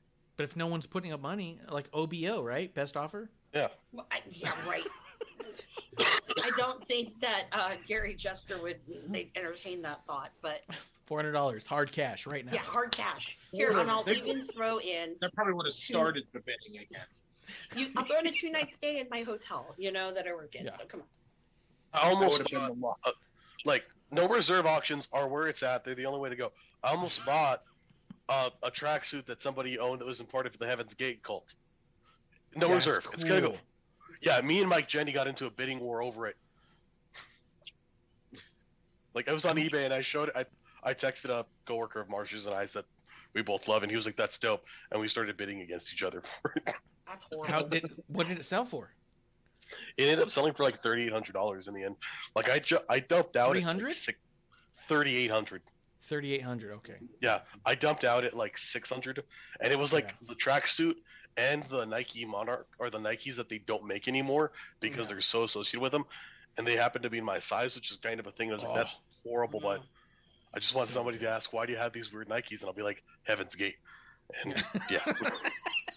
And The then they'll comment never, was a lie, but the next Oh, comment's wow. real. and they'll never talk to me again, as they should. So good, dude. That'd be fucking crazy. Yep. Uh, And one more that's kind of serious hit it. is the return of ACH. Now, I was excited when he after the whole thing with WWE and he came back to wrestle. I was bummed that all of a sudden out of the blue, not doing this anymore. Yeah. Just didn't do the indie dates he was on. I think there's some GCW. And I kind of was like, man, is this really taking a toll, like everything that has happened on him? And he didn't really look the same, because anyone who's ever seen ACH is a happy dude, always smiling and whatever. Yeah. And it felt like, it wasn't there. So when I saw that he was at West Coast Pro last month, I was so excited, because I'm like, man, like I had seen him wrestle at a couple other things, and he has that back. But what's great is it was a little bit more serious, but I ended up talking to him for a bit, and he's been through a lot. And as someone who also has mental health issues, I totally feel him on that. So Yeah. cheers to you, and I think that's been a really great surprise. For sure. That was cool. Splinter Fox says, I also can't wait for the street fight tomorrow. Oh man, I can't wait for that one too. What street fight's tomorrow? Is there a street fight tomorrow? Oh, it's the TJ and what is it? Bunny and Bunny and Penelope Ford. yeah. Oh, that's cool. Yeah, TJ is a solid tag team. Yep. Let's see. And Splinter Fox says, I'll throw in 100 too if I can get all the pay-per-view rights. All right, so that makes us 500. Hit up the guys at ROH. Tell them we're at 500 for all of their video footage, and then we'll shoot off some of the pay-per-views over to Splinter Fox. Oh, Splinter Fox, you can't. There's one pay-per-view you cannot have. Which one? It was the last one in Vegas, which was when I had the match the match I always wanted. Mm-hmm. Oh yeah, that one. So Yeah, Cabana and Skrull. Yeah. It'll go. There'll be one missing pay-per-view. We'll say, they never sent it, but we'll have it. Kuro coming through. Cheers, Kuro. My holy shit moment was Suzuki doing USA Tour. Ooh. It just kind of came out of nowhere for me. Like, it was just so big. It was all of a sudden like, wait, what? Why is he here? How long is he here for? And it was the whole thing. And then being able to see him live was just, it really felt like a once in a lifetime opportunity. And I'm really glad that we did that. Did he scare you? He did some crazy cool stuff. I was far enough back that I never felt like he locked eyes with me. So I felt like it was in a safe space. Okay, but you didn't see, he wasn't like signing anything or taking pictures, was he? He did. Like before the show, I got to meet him and he signed something. I actually got him to sign a manga on behalf of Klump for One Piece. Mm-hmm. And when I handed it to him, he looked at it and he looks at it. He kind of flips through a few pages and looks over towards me and smiles and thumbs up. And he's all like, yeah. And I was like, okay. It's one of his favorite manga of all time. And so I actually asked my brother who reads manga. I was like, do you read One Piece? And he goes, I've never missed an issue. And I was like, if I'm going to have this guy sign a piece for my friend, he's a wrestler, what do I do? He goes, this specific issue has a guy who's dressed up as a baby who's suplexing people. And I was all like, that is a very quick fact that you knew, and also brilliant. I'll go with that issue. Like, But he didn't scare you when you were there talking. He was nice because I not only did I give him the manga, but I had a drawing that I drew of him. And so he was like very appreciative, and he was saying thank you so much for that, and he thought the comic was cool, and so it immediately became a thing where he was almost like, thank you, you know what I mean? And he was a little less intimidating because the wall was already kind of broken down by the time I walked over to him, you know. Well, like I wore the 30th the anniversary shirt that his store in Japan did, where Hello Kitty is pretty much dressed as Minoru Suzuki with the little fedora and the cuts in her hair. I don't know if it's hair, but you know what I mean. Yeah. And then on the back of it, it's Hello Kitty kind of wearing Suzuki ring attire with the towel over the head. Yeah, Oh, so that's Badass. And he was like shocked when he saw it, and I was like really nervous already because he scares me. And he was already shocked, and he was like, "That's a great shirt." And I go, "Yeah, well, yeah." I was really just blown away. And he's like, "How did you get that?" And I said, "Well, I had to figure out how to read Japanese on a website, and I just hope for the best that I ordered the right thing." So, yeah. So, I mean, it was one of the cool things, but not just because it was Suzuki, but everybody knows I'm a Hello Kitty, like, fanatic. So, that was cool to have best of both worlds. So dope. The dope. So but dope. I'm still afraid of him.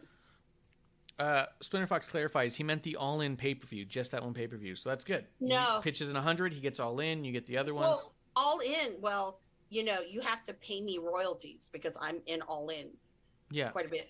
So, Well, yeah. I'm He'll just have saying, the rights to it, but he'll have to pay royalties to you on every time it's distributed.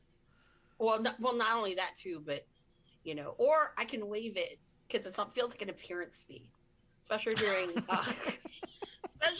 Skrull and Okada. Yeah. Yeah, if you haven't seen it before, yeah. Kuro's in the chat. He says, "Klump, go put on a tie."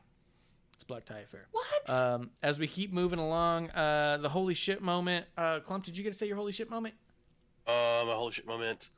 Mine was Mercedes Martinez in AEW, and yeah, because I was like, that's fantastic. That like AEW has some fantastic people. I feel like the problem that they run into with their women's rosters, having people who can work together where they're not the sole focus of everything.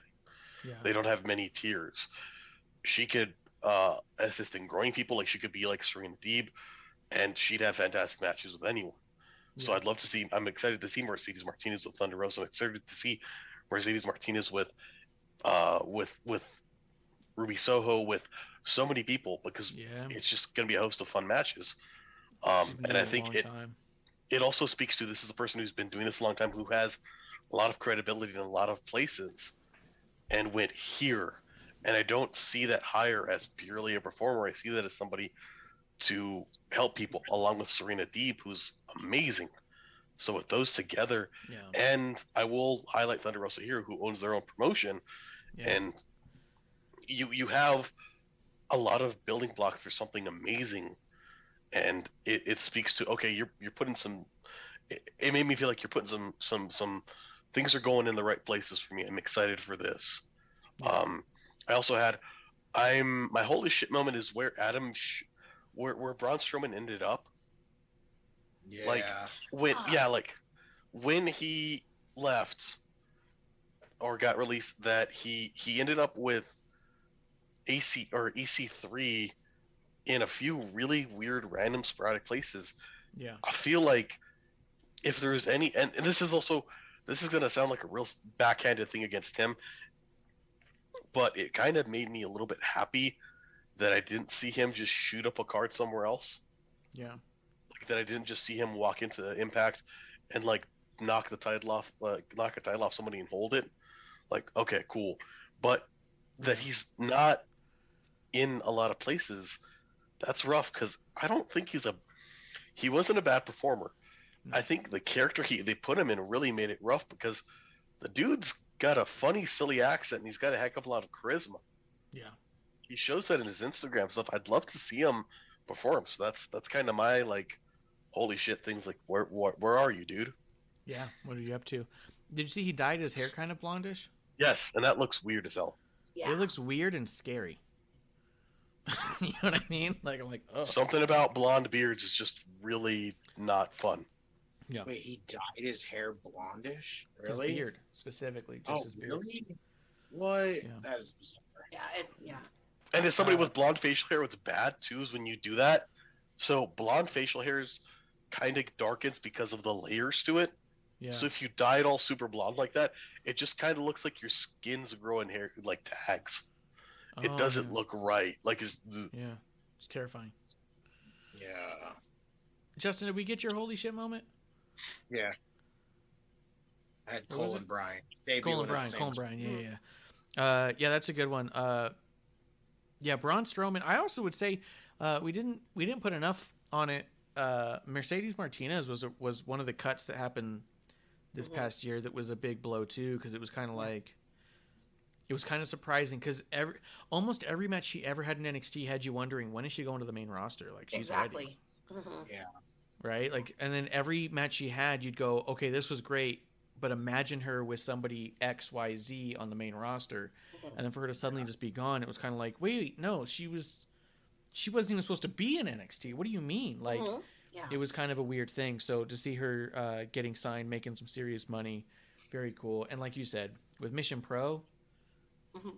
it'd be really cool to see her pop up. And you know, if we want a fantasy book down the road, an Ember Moon Mercedes, Tony Storm.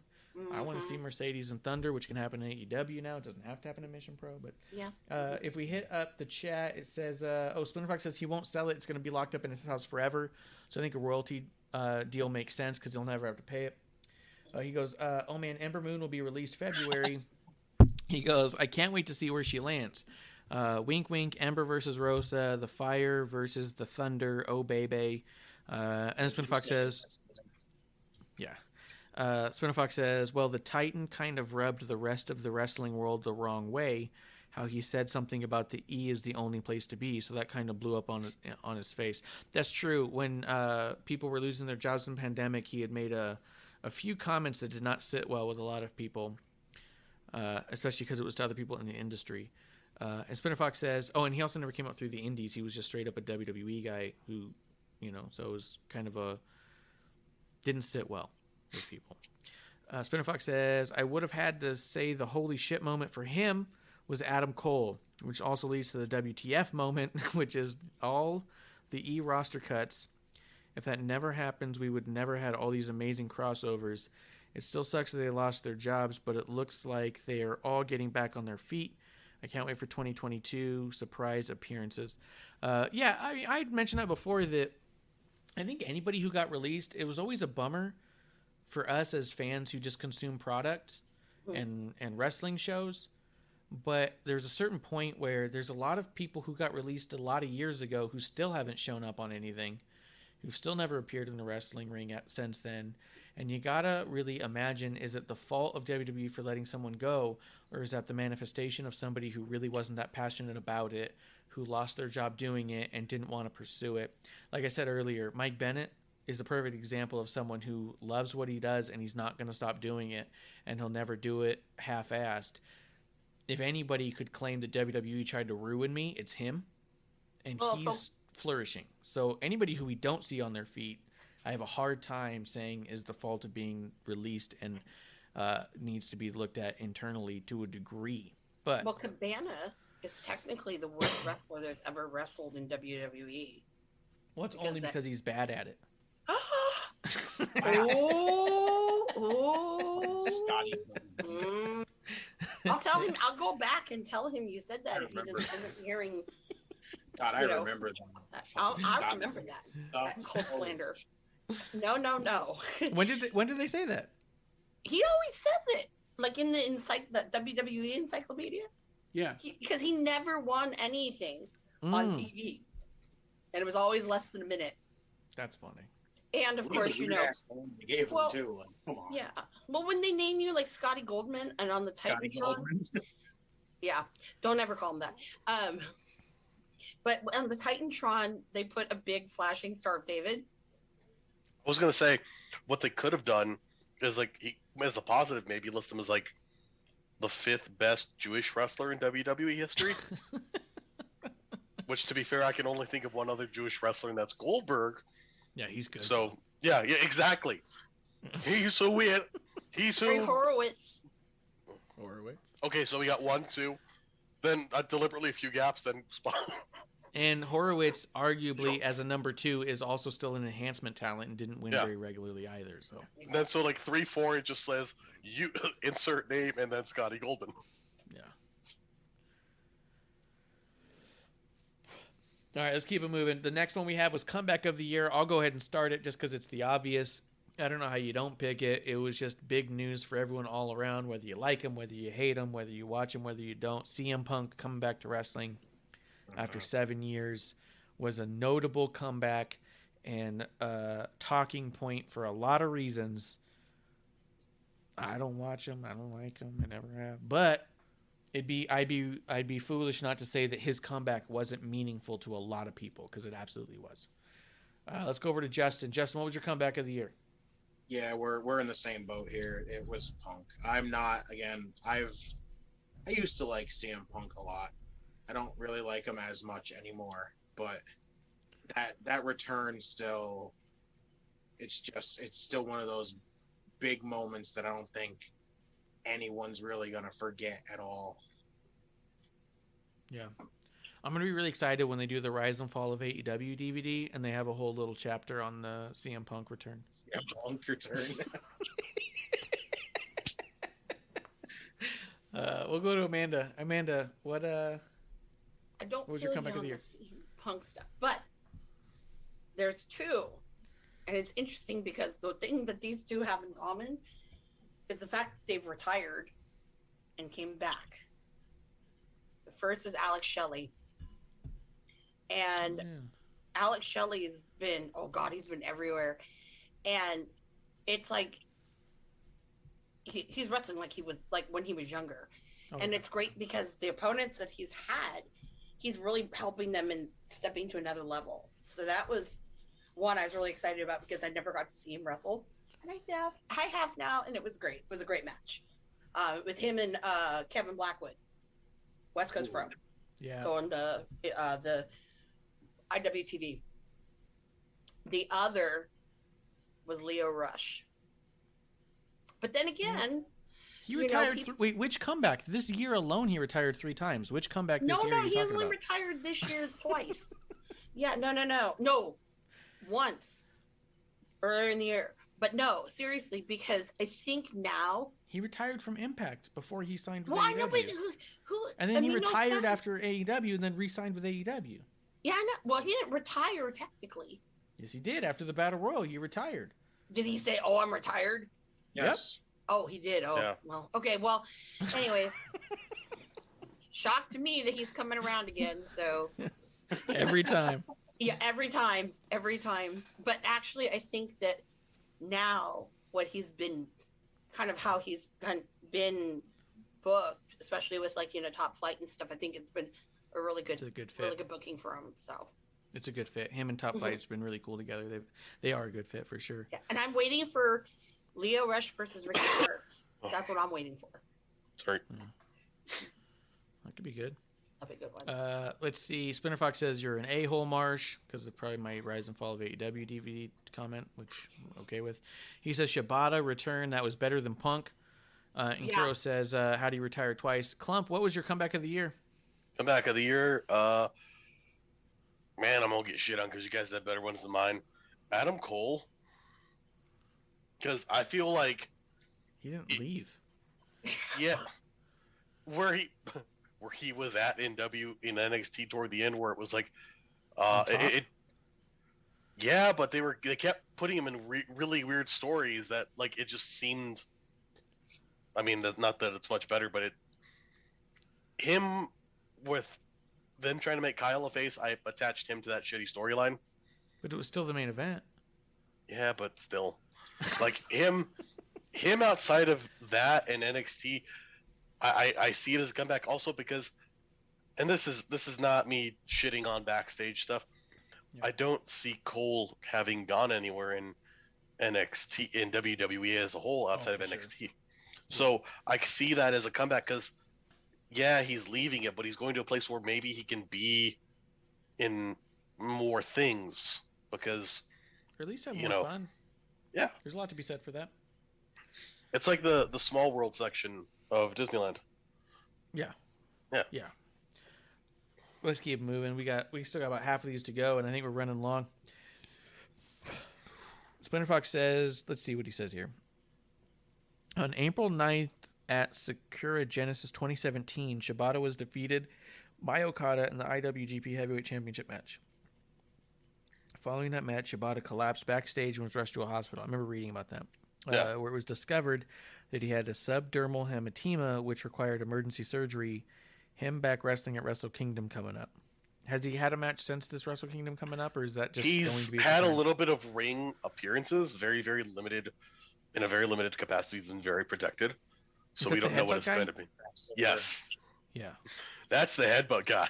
Well, Yeah. he's one of two headbutt guys. The other one I keep thinking about is Tomoyoshi Honma, which Mm. if you had to like list somebody who like Oh yeah. how has he not had this occur? Him, like his whole offense is head based.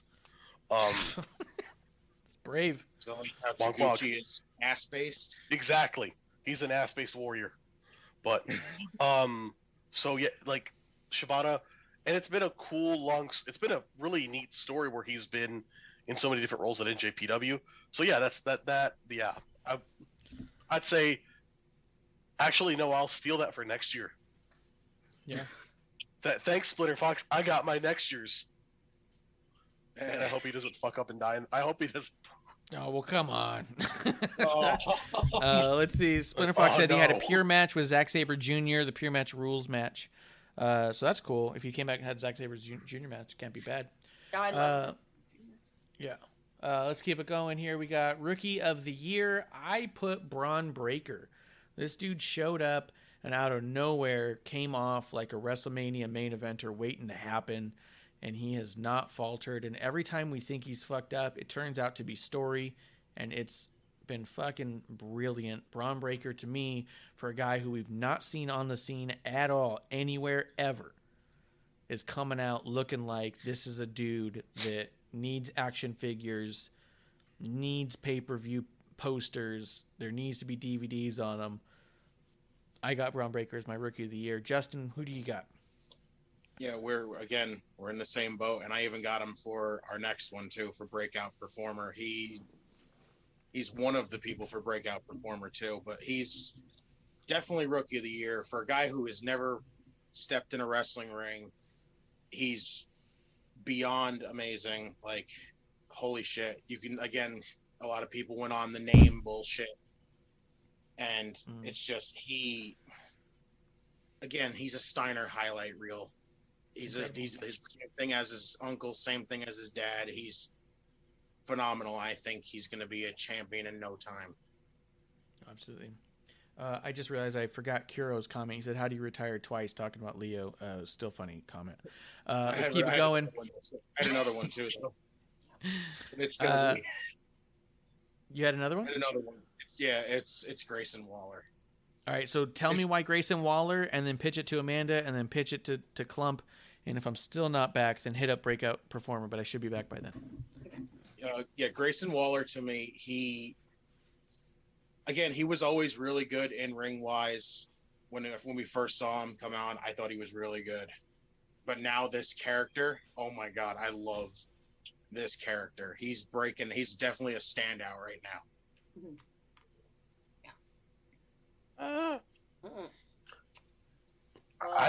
I like him, but I don't know. He kind of feels very pushed because they also keep putting him around people. I'm like, man, I just want to see more of you, Cameron Grimes. Oh, please, yes. We need to see more Cameron Grimes. Oh, yes. That's a big... Ever since the Duke Hudson thing was... It was okay for the most part. The last match to me was the best part they had in their feud, but we need to see more Cameron Grimes. That's for damn sure. That's what I'm saying. That is what I'm saying. Yeah. Klumpy, who is your rookie of the year? Rookie of the year. Haven't seen a lot of this guy. I've seen him like once. I don't really know a lot about him, but there's this like little kind of like really short guy named Marco Stunt. Hey, shouts That to was- Mark. That was just going to be my joke about him not being booked well and not being seen.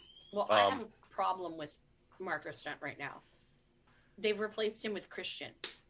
It seems. the I mean, that's Grown up Marcos. yeah, well, that's still, positive. yeah. That's okay. Truthfully, I'd say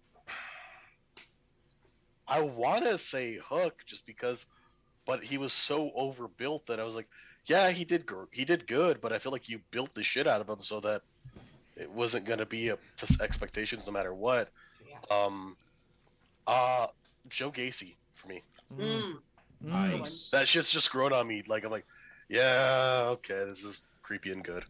And that's big too, because when he first came out, Klump was like, "Get rid of Alton. this, exit Yeah, he's this." like, this sucks. Yeah. The Fuck idea this that it's so grown much. on him enough that he even won that award is fantastic. And I'd even say a similar conversation with what Justin said about Grayson Waller. Up until Grayson Waller finished his like the last couple of segments he had with LA Knight, I couldn't make heads or tails of him. I didn't give a shit about him. And in the last, I'd say 3 weeks or so, Grayson Waller's become very important and very good, and arguably a rookie of the year in a very short period of time. So I just think it's really awesome that here's two characters that coming out on TV, especially in developmental, being total flops to us in their initial reaction, building themselves into something that's noticeable. I think it's just fantastic. Amanda, who was your rookie? I've got two. Go ahead. One, without a doubt, Dante Martin. I mean, Nice.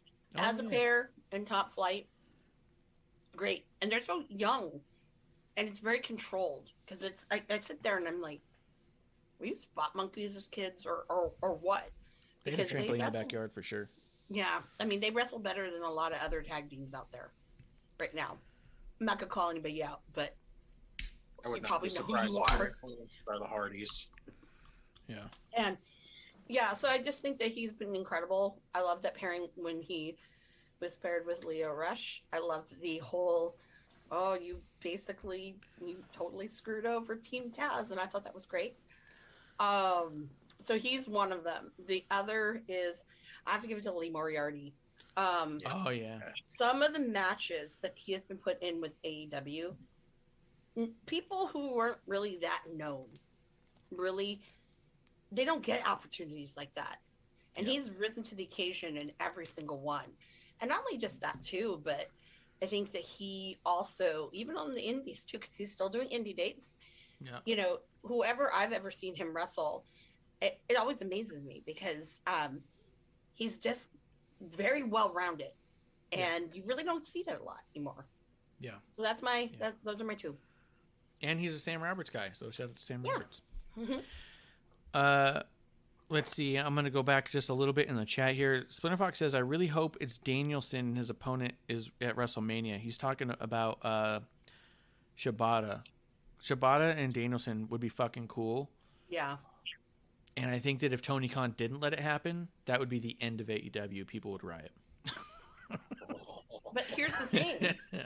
Most of the people who know, Brian Danielson, they don't know who Shibata is. Let's go there. Let's be real. Doesn't matter. If Daniel Bryan ever came out and said, I wanted to do this match with this legend in Japan, and Tony Khan said no, that's all people would need to know. They would burn the house down. Just saying. Make it happen. Brian Danielson. Splinter Fox says, Rookie of the Year is Hook. You can't change my mind. He will F everybody up. That just kind of feeds into that whole ironic love of the thing. And I know that there was a conversation actually by Sam Roberts where the idea of liking something ironically is still a positive thing because people at a certain point forget that it's ironic and just start to love it genuinely. For me, I don't like things typically ironically. I don't like things because it's funny to like it unless I'm trying to ruin Klump's day. But I kind of agree with Klump on this one where the hype was such that it made it harder for me to enjoy Hook. I think that kid's got a load of potential. And I think he's got a load of, we talked about before about Dominic Mysterio going through a master class of first opponents with being in a program with Buddy Murphy and Seth Rollins and a tag team with his father against the Usos and Roman and tagging with Cena, being in a program with Sami Zayn, like Buddy Murphy. Like, we talked about Dominic Mysterio having a masterclass training session on TV and being incredible. Hook has all that potential in front of him as well. I hope they do it right, because my other concern is Hook is very, very young. Yes. And this is a lot very early. And this could go really, really sour very fast if... Well... I mean, fame fast is tough already. But to be this ironically beloved immediately could be tough for a kid to wrap his head around. So, I don't know. I just hope for the best for it, but I agree with Klump where, to me, I left him off just because he's had, 2 matches? They weren't bad matches. They were what they were. I think next year could be his year if they do it all right. But we'll see. Klump, what were you about to say? I was going to say, as well with Hook, I think for comparing him to Dominic Mysterio is a really good comparison. I think what worries me about him is Dominic has a really cookie cutter but stable and smart kind of built-in storyline with his dad. Yes. And that also really protects a lot of his shortcomings. Like, you can at times see he's really new to this. He's not nearly as bad as, I'll be honest, at times I've been like worried that he would be. Like, I'm like, okay, I get it. You're new. You're doing great for how new you are to this. But he's also got somebody backing him up who is one of the best tag team and best solo performers in the world, who he can work with anyone because of his size. He's had to. So that backs him up in so many ways. Hook doesn't have that story available to him. No. You can't put him with his father because his father can't perform. And that's not knocking the situation, but it leaves the potential for something very creative, though I haven't seen AEW do it. But if you put him with somebody who's not established in an ability to work with talent who's very young, it's going to be rough. And a lot of the talent that they have kind of around him, being attached to Taz, that I could see it happening with, I'm worried about him for. Because, like if you put him with Brian Cage or Hobbs, and Hobbs is great, Cage is great, but I don't know how well they work with somebody that new. Mm-hmm. I'm going to hit up the chat again, too. Spinner Fox says, no, I was scared for Hook. He goes, all the hype. I thought he would be a big flop, but he did really good. He did good. He's done well in his first 2 matches. But when you really look at it, when I watched his first match against, who's the jobber? What's his name? The jobber for AEW. He's never won. Fuego del Sol. Fuego del Sol. Yeah. I thought Fuego, he won one. I don't know if he won one. He did win one, that's it.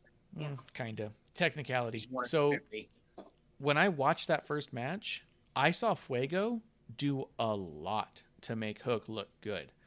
There was part of me that was kind of feeling a little Tom McGee, Bret Hart-ish here, where sometimes the guy not winning is overperforming in that match, and Fuego did a lot for Hook there. So it was big, and I think that Hook did very well in his role. I think Fuego highlighted him very, very well.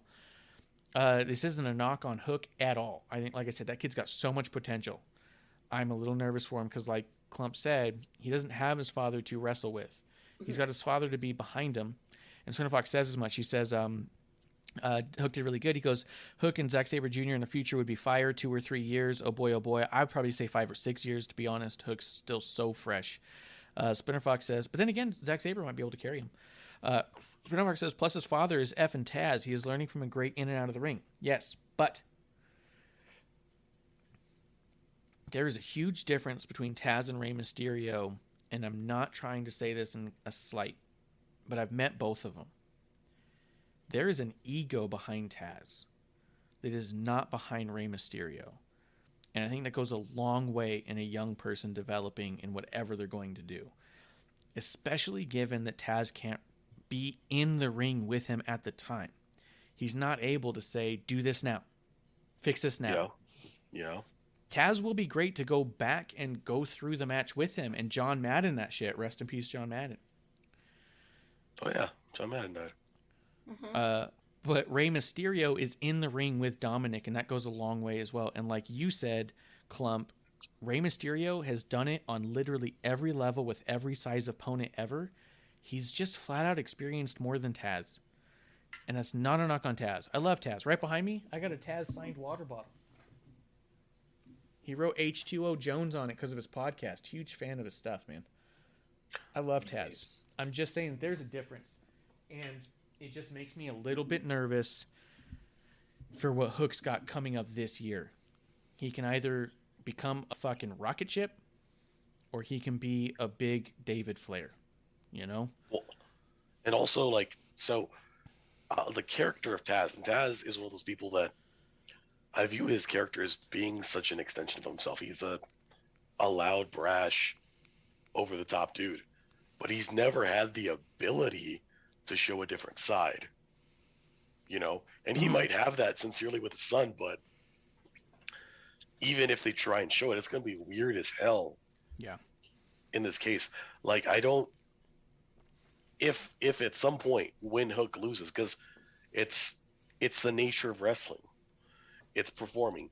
No story is awesome if somebody only kills it. It's like a stand-up comedian. No stand-up comedian only kills sets.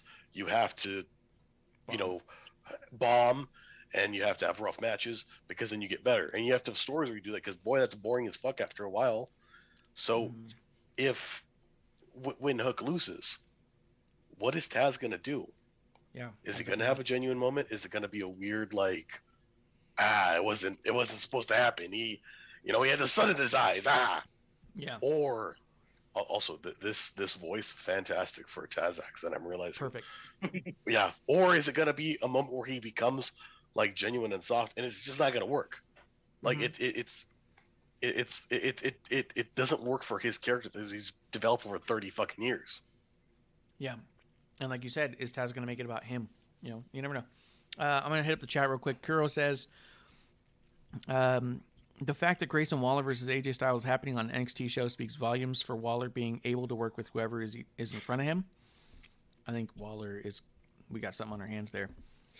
Spinner Fox says, female rookie of the year, Maddie Renkowski. Yes. She will be signed somewhere in 2022. I'm calling it. She's very good. Her character work is phenomenal. Oh, yeah. Phenomenal. I need to start diving in some Maddie Renkowski because I keep hearing a lot of good things. Yeah, so. she's great. She's good. She's a Mission Pro one, too. She came to Mission Pro. Kuro says, Amanda just replaced Kevlar and Bishop from last night's with all the twos. I got this one, I got that one. I got this one, I got that one. Spinner Fox says, Lee and Dante, sophomore of the year for me. Spinner Fox calls Fuego the modern Brooklyn Brawler, which is funny because Brooklyn Brawler actually was a draw. Kuro says, what were you guys considering a rookie of the year for the rookie part? I think everyone we put started on TV this year. Like Moriarty, definitely. Moriarty hadn't been on national TV before now. Braun Breaker hadn't been on TV before now. Klump, who was your rookie? Hook.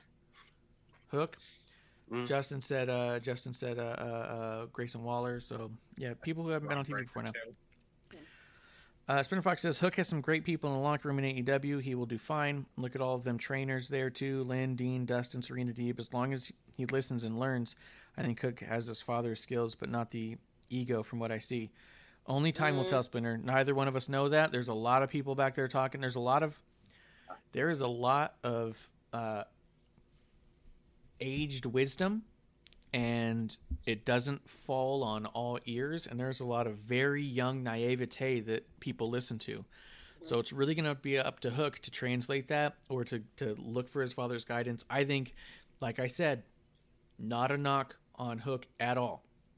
He has everything in front of him to be the biggest star that AEW will ever see. It's going to be up to him to utilize all that. So I agree that the potential is there. His potential is enormous. Kuro says, because Solo Sikoa would be my rookie of the year. And I honestly almost put him, Kuro. I almost put him. Solo Sikoa is a great one to put on there. So I agree with that. Let's keep it moving. We still got to get through some more breakout performer of the year. Justin, who was your breakout? I got Braun Breaker. Braun Breaker was just, again, he stood out so much. I actually had another, and it was Josh Alexander. His Impact run that I've seen, my God, phenomenal this year. I miss the North, though. I do too. Yeah. It's so weird, but he did so good on his own this year. I'm telling you, I know now he's not really doing much, and he's got the whole match with Jonah coming up, but I feel like I feel like they're rebuilding him to get him back to that world title again, and I hope it is. Okay. Klump, Rookie of the Year? Or not Rookie of the Year, Breakout Performer of the Year? I was going to say Braun Breaker myself as well. More just because you don't see many people come in that new, that good. Because, yeah, he's performed a little bit outside of WWE, but like a year, and it was all super small indies. And his ring awareness, his instincts are, granted, he's been in the ring with a lot of very good seasoned people that have helped him out, I'm sure. Yeah. But you don't see the faults. Yeah. We've never seen him on TV, and he's already like the biggest star on NXT. Yeah. And I'm like, man, I kind of like, where's your mess up coming? Yeah. But beyond him, you can leave it to him. You don't have to force one. Yeah, I throw it to him only because, yeah. I mean, think about it this way. You got LA Knight and Braun Breaker in the same locker room, and Braun Breaker is the star of the show. Like, holy shit. Oh, yeah. Amanda, who was your breakout performer? Again, I have two. I agree with the Braun Breaker stuff because that's been really nice to watch. But these two people, well, actually, technically three. One's a tag team. They've been around a while. But I don't know why. But I think this year has been very, very big for the tag team of Silver and Reynolds, the Dark Order. Oh, my God. Hear me out? No, I know. Hear me out, though. I mean, there's been a lot of really good chemistry in some of those matches they had. Yes, John Silver, when he's by himself, it's ridiculous. Johnny Hungy. But, for some reason, for me, they're getting a lot better. I mean, they've been wrestling together for a long time. But, I mean, it's really gelling. You know what I mean? Yeah. So that's one. And the other is from the Indies. I have to give it to AJ Gray. Yeah. Because he blew up this year. You're seeing him at like almost everywhere. Yeah. And the guy is a workhorse. And again, he can do any kind of, except for flippy shit, but he can get in there and mix it up. Yeah. And I think that, we had that match with him and Fatu, which ended kind of weird. But I know we're going to get it again. So, but it's very exciting to see AJ because I remember, what was it, like maybe, I don't know, 3 or 4 years ago when I actually went over to AEW for the JT Lightning tournament. They always do one day, well, one of the days, they have all of the students from AEW. Mm-hmm. And I think at the time, I think Candace and Johnny were training there for training the kids. But I remember seeing AJ Gray and he stood out to me I don't think at the time he'd been wrestling very, very long. Yeah. And I was like, this guy's got something, and right now, he's been on top of the world. I mean, GCW, the stuff he's done. Yeah. We saw him wear at GCW. Mm-hmm. And you want to talk about workhorse? That dude was in a car accident on his way to a show, still made the show and did the show. Yep. Fucking badass. Yeah, he's badass. Had to get a new car afterwards, but he was going to get to that show and he was going to work it. Mm-hmm. Yeah. He's got that old school mentality. You make the town and you do the show. Mm-hmm. And that's rule number 1 and number 2. You make the town, you do the show. Yep. Let's see. All right, before I say mine, Spinner Fox has his. He says, female breakout of the year, DMD. He goes, hear me out. She didn't look great when she first started. She looked flat and hurt some people and had some injuries, but turned it around this year, and she is skyrocketing now. I would say shout out to Thunder Rosa for you thinking that was Britt Baker's doing.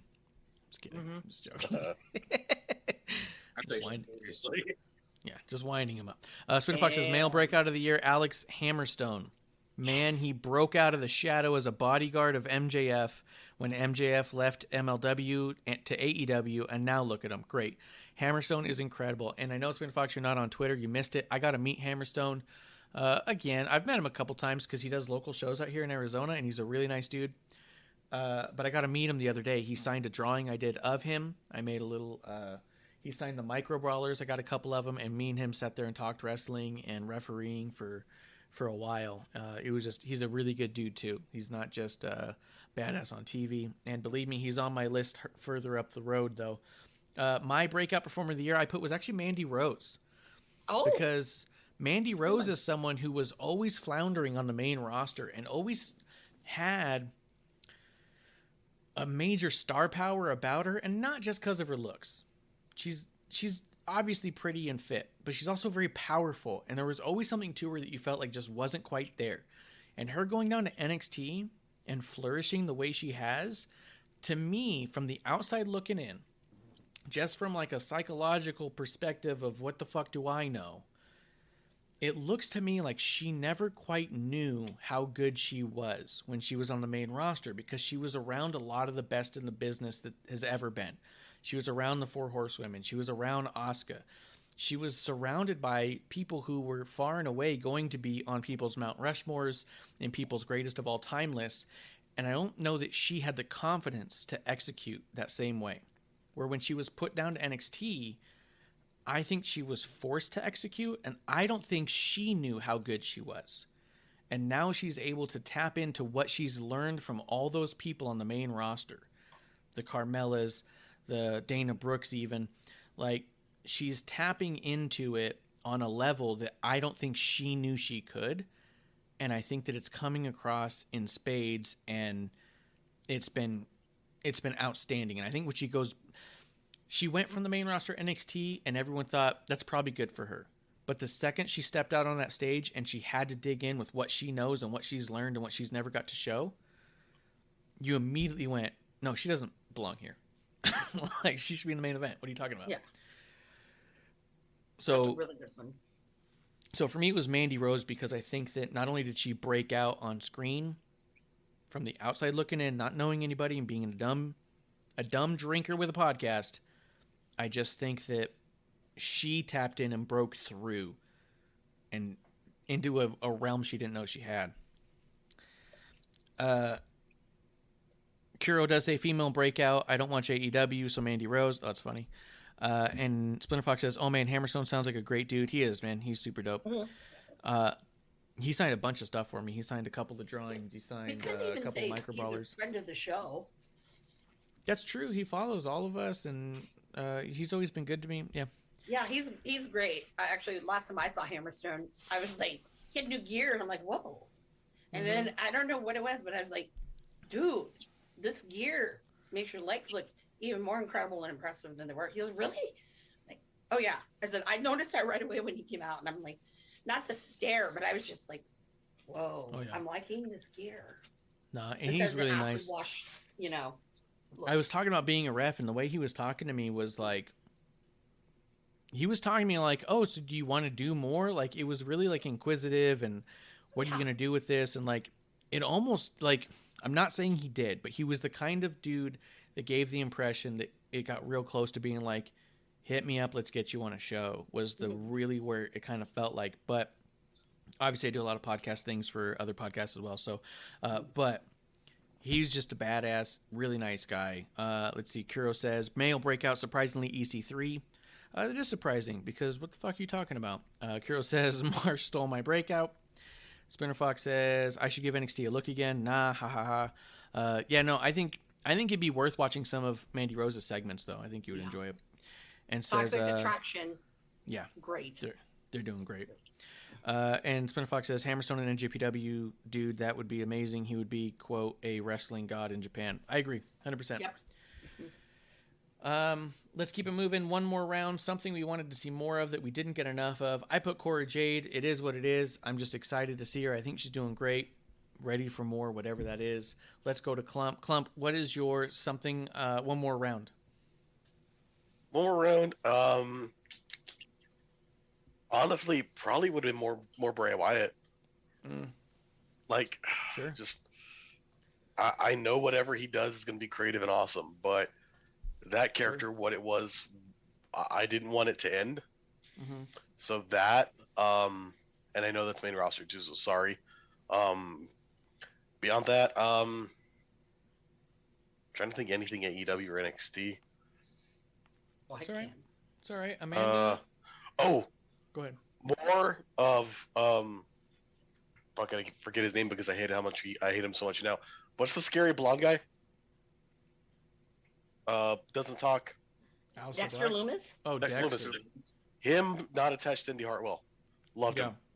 Oh yeah. Like, it was slightly funny, but it was just like the right amount. Like, I still watch that like Rumble that Rumble match That or Battle Royal match oh, yeah.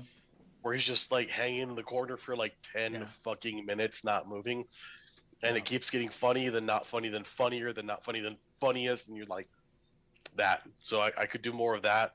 I didn't like the Indies.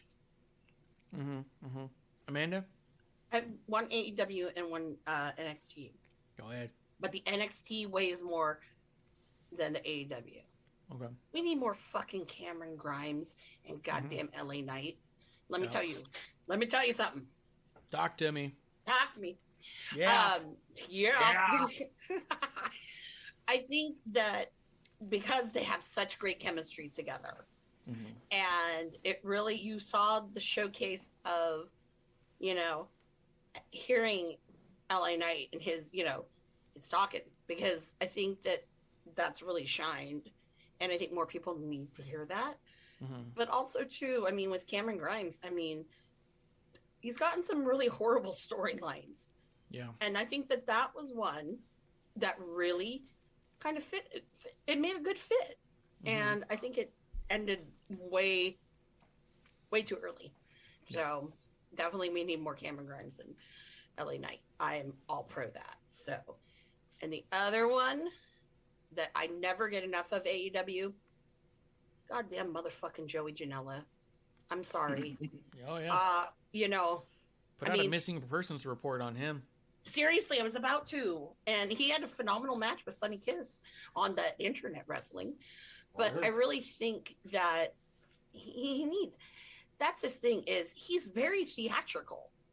Like if you've ever seen him in person, I mean, that guy gets the crowd hyped up. It's a big ego thing, and it's awesome because a lot of people can't do that. And I really wish that Tony Khan, I mean, you signed him, okay? He obviously caught your eye toward the beginning, but why aren't you, taking advantage? Because this guy's got a brilliant mind and is very creative. So Absolutely. We need more Janela. Gotcha. Another scoop of that. He's actually in great shape right now too. Justin, what do you got? I got a nice little list here. Ready? We got LA Knight. Yep. Cameron Grimes. Yes, we need more of both of them. And then AEW side, Ricky Starks and Scorpio Sky. Man, The fact that we did not see Scorpio wrestling at all sucks.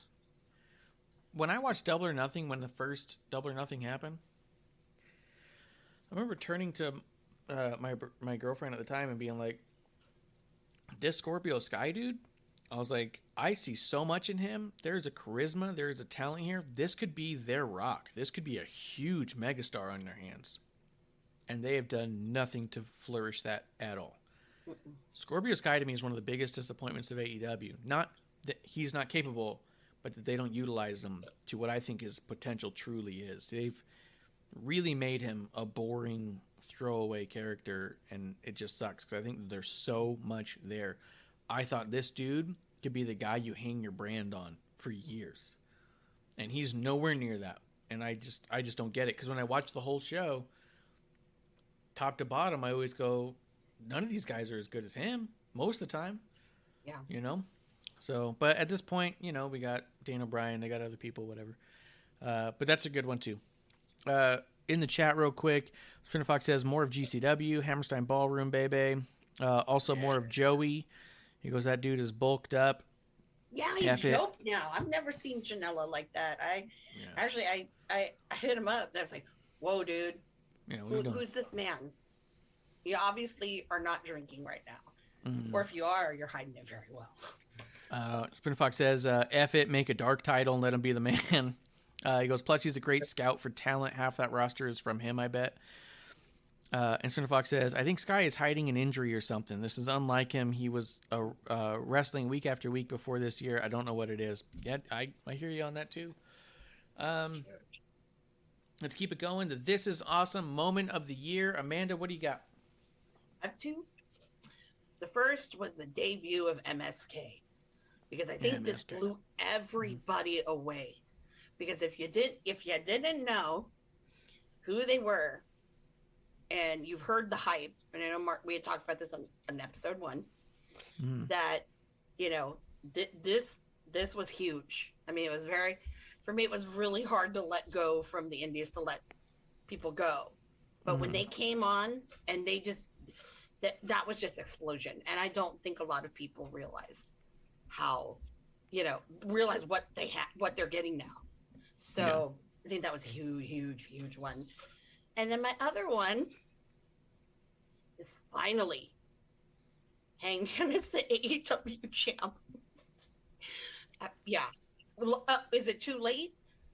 Maybe, but they finally at least gave it to him. I didn't think they were going to. Yeah. My problem, I think they waited too long, and they didn't make him important enough. They found a way to crown their champion as one of the least important people in the main event scene. Yeah. And what I'd like to see is them make Hangman more important. Because I don't think that he shouldn't be champion. I think he should have been the first champion. I think he should have been champion for like 2 years straight. Yeah. To say, this is a new era. This is the dawning of a new time. And instead they fucked around with all this other stuff for so long. Stupid drinking thing.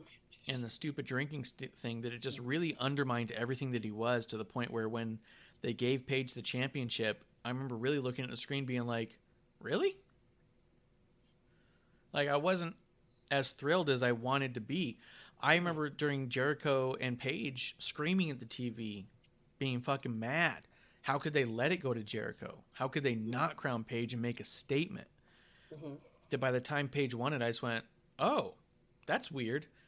And everything he's done since then, he seemed like the least important person of the story. And that's a bummer to me. I think that they need to put a lot of work into making sure that Hangman Page is the single most important person on that show. Spinner Fox says he's going to lose the title next week, which is sad. I just have this weird feeling about it. Dude, to be honest, I think he deserves to lose the title. And I don't think it's his fault. I think it's booking's fault. He doesn't belong in the championship picture because of the way they booked him. And no one's done anything or spoken up to get him in a more important role, and it just sucks. Spin Fox says, honorable mention, the breakout of the year, Atticus Kogar. Look out for him in 2022. I've heard of him. Yeah. My This Is Awesome moment of the year was Hammerstone winning the MLW title, holding 2 championships at one time with a broken freaking ankle. Hammerstone winning was a huge This Is Awesome crowning moment. So happy for the dude. An Arizona guy. Couldn't have been more thrilled. So, Klump, what was your This Is Awesome moment of the year? This is awesome. Hammerstone Fatu. Yeah, same. Him. Yeah, that was my first match watching either of them. Absolutely amazing. That was. It almost was my match of the year, but that was just so much packed into it. And then finding out that he did that match with a rather severe ankle injury that he got pretty early on, was like, fuck. Yeah, he's put on a show, and an amazing one at that. Yeah, absolutely. Justin, did we get you This Is Awesome? No, I'm in the same boat. I went Hammerstone and Fatu. Hammerstone winning the title. Just the fact that he made it through that whole entire match with a fucked up ankle. Yeah. He's tough as hell. Like, that match was freaking insane. I loved it. Honorable mention goes to 2.0 beating Black and Gold in War Games. War Games. That's awesome. I'm just a little blown away, if I'm being honest. And the This Is Awesome moment of the year. I mean, none of us talked before doing this show. I gave you guys your list, and that's what it was. But I'm a little blown away, and I'm just feeling it in my chest because we didn't talk about it. We've been talking primarily about NXT and AEW, and our "This Is Awesome" chant that we would give was to Hammerstone, Fatu, at MLW. It just speaks big. It speaks heavy. I mean, especially Justin, you weren't even planning on being in the show until like 2 hours before we went live. And I didn't tell you what I picked. Like, I'm just saying that match meant that much. That match was that good. That moment was that strong that we didn't get together. We didn't talk about it. We didn't coordinate it. And I honestly I felt in my heart, I was going to have this wild thing that I was going to have to explain. And I was going to be this kind of black sheep in the category of saying, I'm saying this MLW moment because he's an Arizona guy and I feel connected to it. That it feels so good to see Klump and Justin also say that moment meant that much and was that powerful to them. Especially Justin not even being an Arizona guy, because I know Klump loves Hammerstone, but I didn't think he was going to pick this. I really didn't. So, I don't know. I'm just in a moment of the feelings. I just think that that's fucking tremendous. I love Hammerstone. I love Jacob Fatu. I've met him. That was a tremendous match. We did a watch along, and I don't know. I just feel awesome that we all had that same pick, man. It was you couldn't have chosen it. I couldn't have made it happen. Let's see in the chat real quick. Kiro says EC3 was a joke pick. That's funny.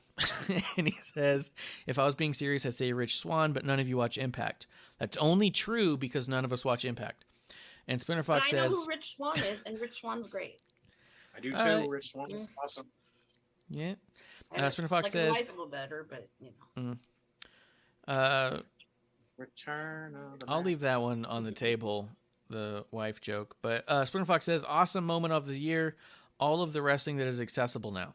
So many options for any type of wrestling fan. Are you not in? He said entertained. I think he's. Are you not entertained? I think is what he's going for. Then you're not a wrestling fan. Black Sheep, welcome to the party, pal. Yeah. Yeah. I think that that's a mixed bag and a really deep conversation that I think we should have at some point. But the idea of oversaturation of product brings the tide down. Competition raises the tide, but an oversaturation will actually lower the tide. And I think one of the reasons we're seeing lowest ratings of in a long time is because there's so much product that there's an overwhelming amount of product that the fan base isn't able to keep up with any given product. And we're having a weird kind of backlash there. But we're not into contracts. We're not into advertising. We're not into money. We're just into watching what we love. And in that regard, Splinter Fox is right in that we have anything to choose from to find what we love. And bottom line, if you don't love what you're watching, stop fucking tweeting about it and watch something else. There's plenty out there. Amen to that. Keeping it moving. Match of the year. I'm going to go ahead and start with Justin. What was your match of the year? It stayed the same from when I did the episode with Bishop and Chat Grapple and Cheap Pops. Shout out to those guys. It's Dragunov and Walter too. It is probably my favorite match of the year. The two of them beat the ever-living shit out of each other, and just the fact that Ilya tapped out Walter, it just makes the ending even more better. Like it is probably my favorite match of the year. Like this year, I do have honorable mentions: Brian and Omega, Hangman and Brian, and then freaking the War Games match. Yeah, Wangman. Yeah. And then the men's War Games match. Did you not see Roman versus Daniel Bryan?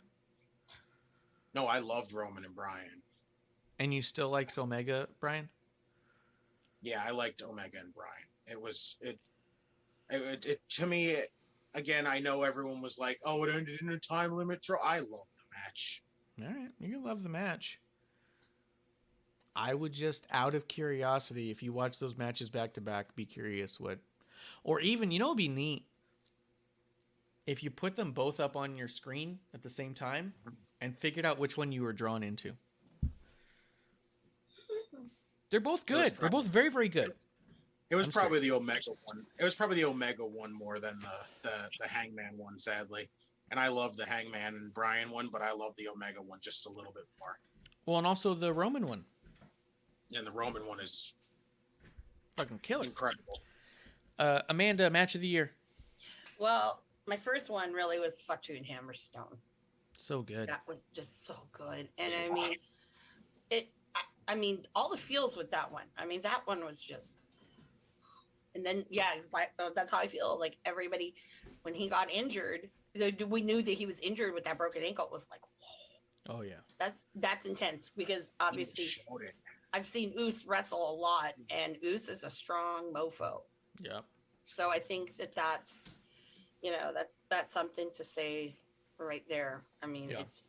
it's phenomenal. Again, Ilya and Walter, that damn, anytime you see people just beating the shit out of each other like that, and it's it was like David and Goliath, and you know, it was just that was very special. And then I think my third has to be, well, actually no. Well, you didn't have to have 3. No, I was thinking, you know, I have a lot, but no, actually, no, I don't. Those are probably the two that really stand out to me. So for me, for match of the year, the first thing that came to mind was Ilya versus Dragunov, and I know that producer lady was definitely saying that there's no way we could get away with not talking about Maiko Satomura versus Kaylee Ray, which was also a fucking banger match. And I wanted to make sure that we at the very least discussed Karrion Kross versus Finn Balor 2 and 1, to be honest. I would say both Ilya and Walter, both 1 and 2, as well as Kross and Balor 1 and 2. Those are hard to pick apart on which one's really better than the other one. Yeah. But Maiko Satomura and Kaylee Ray was definitely one that people did not give enough credit to or put the microscope on, that definitely deserved to have that look on it. Maiko Satomura in NXT UK has been something else, like incredible. But yeah, Ilya and Walter, Kross and Balor, Miko Satomura and Kaylee Ray. It's hard to go ahead and pick on that one, so I won't try to dig in too much. Kiro says AEW's move to TBS screwed the Canadian market out of watching AEW, so there's even less wrestling to watch in Canada now because Impact doesn't air on Fight Network anymore either, leaving WWE as the only competition for Canadian wrestling fans. I mean, do it illegally. I do it. Jesus Christ. It's a crime. That's what I do. Let's go there, okay? I mean, I'm off the grid cable wise, so you know. Well, we're not sponsored by any VPN, so it's not happening. No. Klump, match of the year. What do you got? My match of the year brought to you by the Fraternal Order of Police. That's who sponsors me in my viewing, legally. I'm actually going to go with Thunder Rosa and Britt Baker, the street fight. That was pretty good. The lights out match. Yes, because, and I found it weird that I kept thinking that I was going to go for this one because I'm not usually the biggest fan of street fights. Yeah. I'm not doing this because they're a fan of the show. I'm doing this because it was, to me, very important to see in the evolution of women's wrestling, if we're going to make everyone equal and give that same space to men and women, we have to give them the space to do some pretty brutal, violent matches. Yeah. And I loved what they did. I love the creativity because to me, a street fight's all about being creative. It's about, like, it's the best exercise in what can I do to make this look so fucking painful, but not kill you? Yes. And it's why I love deathmatch wrestling, because it's kind of silly to me. Like when, somebody gets thrown into, my favorite thing of all time. Somebody got thrown into this giant weird contraption of light tubes, and then the guy runs over and he throws what looked like white sand on his back. It's fucking salt. Yeah. Yeah. And I was like, that shit's beautiful. Oh yeah. Nah, those little deeps. Big Japan. Yeah. That's like chef's kiss. And just seeing that level of it go, and also to AEW doing that on TV, which the only thing I would fault it was more the promotion of it. I think made it it gave it something that a lot of people I think had an expectation to. Because I did see some things where people were a little bit like expecting more of it, but that's just when you promote any main event to that level, it's going to happen. But I thought it was fantastic. I was happy to get to see it, and I thought that was my match of the year because it was something unique that I hadn't seen before. Yeah, absolutely, I agree. Sprinter Fox says match of the year for him: Thunder Rosa versus Britt Baker, Lucha Bros versus Young Bucks. I'd be curious which one because they've had, I believe, 15 matches. Kingston versus Miro, and honorable mention to Allen versus MJF, and Ray Phoenix versus Omega. Sure, man. I'm gonna pivot off of Klumps and move straight into female superstar of the year. I had Thunder Rosa, and part of it was because of the match that you mentioned as your match of the year. Thunder Rosa versus Britt Baker happens and is important because of who Thunder is and what she puts into this. The idea that she's been doing what she's been doing with Mission Pro, the idea that she understands the level of violence that's needed to take it to an extra level. It wasn't gratuitous at the time. Something that happens, I think, that AEW gets criticism for, and I honestly believe rightfully so, is that a lot of the guys specifically cut themselves a lot, and they do it openly. And it's not well hidden. And whether that's a production issue or a wrestler issue, I don't know. That's a different conversation. But the idea is that there's a gratuitousness to violence and to blood and to cutting yourself live on TV. And then there's a usefulness of drama brought to a match utilized by blood. And I think that this women's match was so important in putting the women in that conversation of violence that's necessary for the believability of the sport and the ability to lose yourself in it. And I thought that Britt and Thunder Rosa definitely brought it to there. And I feel that, to me, Thunder Rosa was an easy pick for female superstar of the year because of what she's done there, what she did as NWA champion, what she does in Mission Pro, what she did in bridging the gap between AEW and NWA as champion, what she did into giving the title over to Serena Deeb, letting her carry that torch. What Thunder Rosa does for women's wrestling outside of WWE, I think, is not measured on the level that people give it credit to. I think it's really easy for us as fans to say Becky Lynch elevates the wrestling division in WWE. Bianca Belair elevates that division in WWE. It's really easy to say, Mickie James is elevating Impact. What Thunder Rosa is doing is elevating women's wrestling. Thank you. Across the board. She doesn't care if it's AEW, NWA, Mission Pro Wrestling, Warrior Wrestling. Bottom line is women's wrestling needs to be more important, more believable, and the draw. And that's Thunder's mission, and it's clear in what she does from the outside looking in. I've never talked to her about it. I don't know how she feels about it, but I feel like that's where her heart is at, and that's where she's putting it out there, and it's easy to see if you just take a step back. And to me, that's why it was easy to say Thunder Rosa female superstar of the year. Let's pitch it over to Amanda. Who was your female?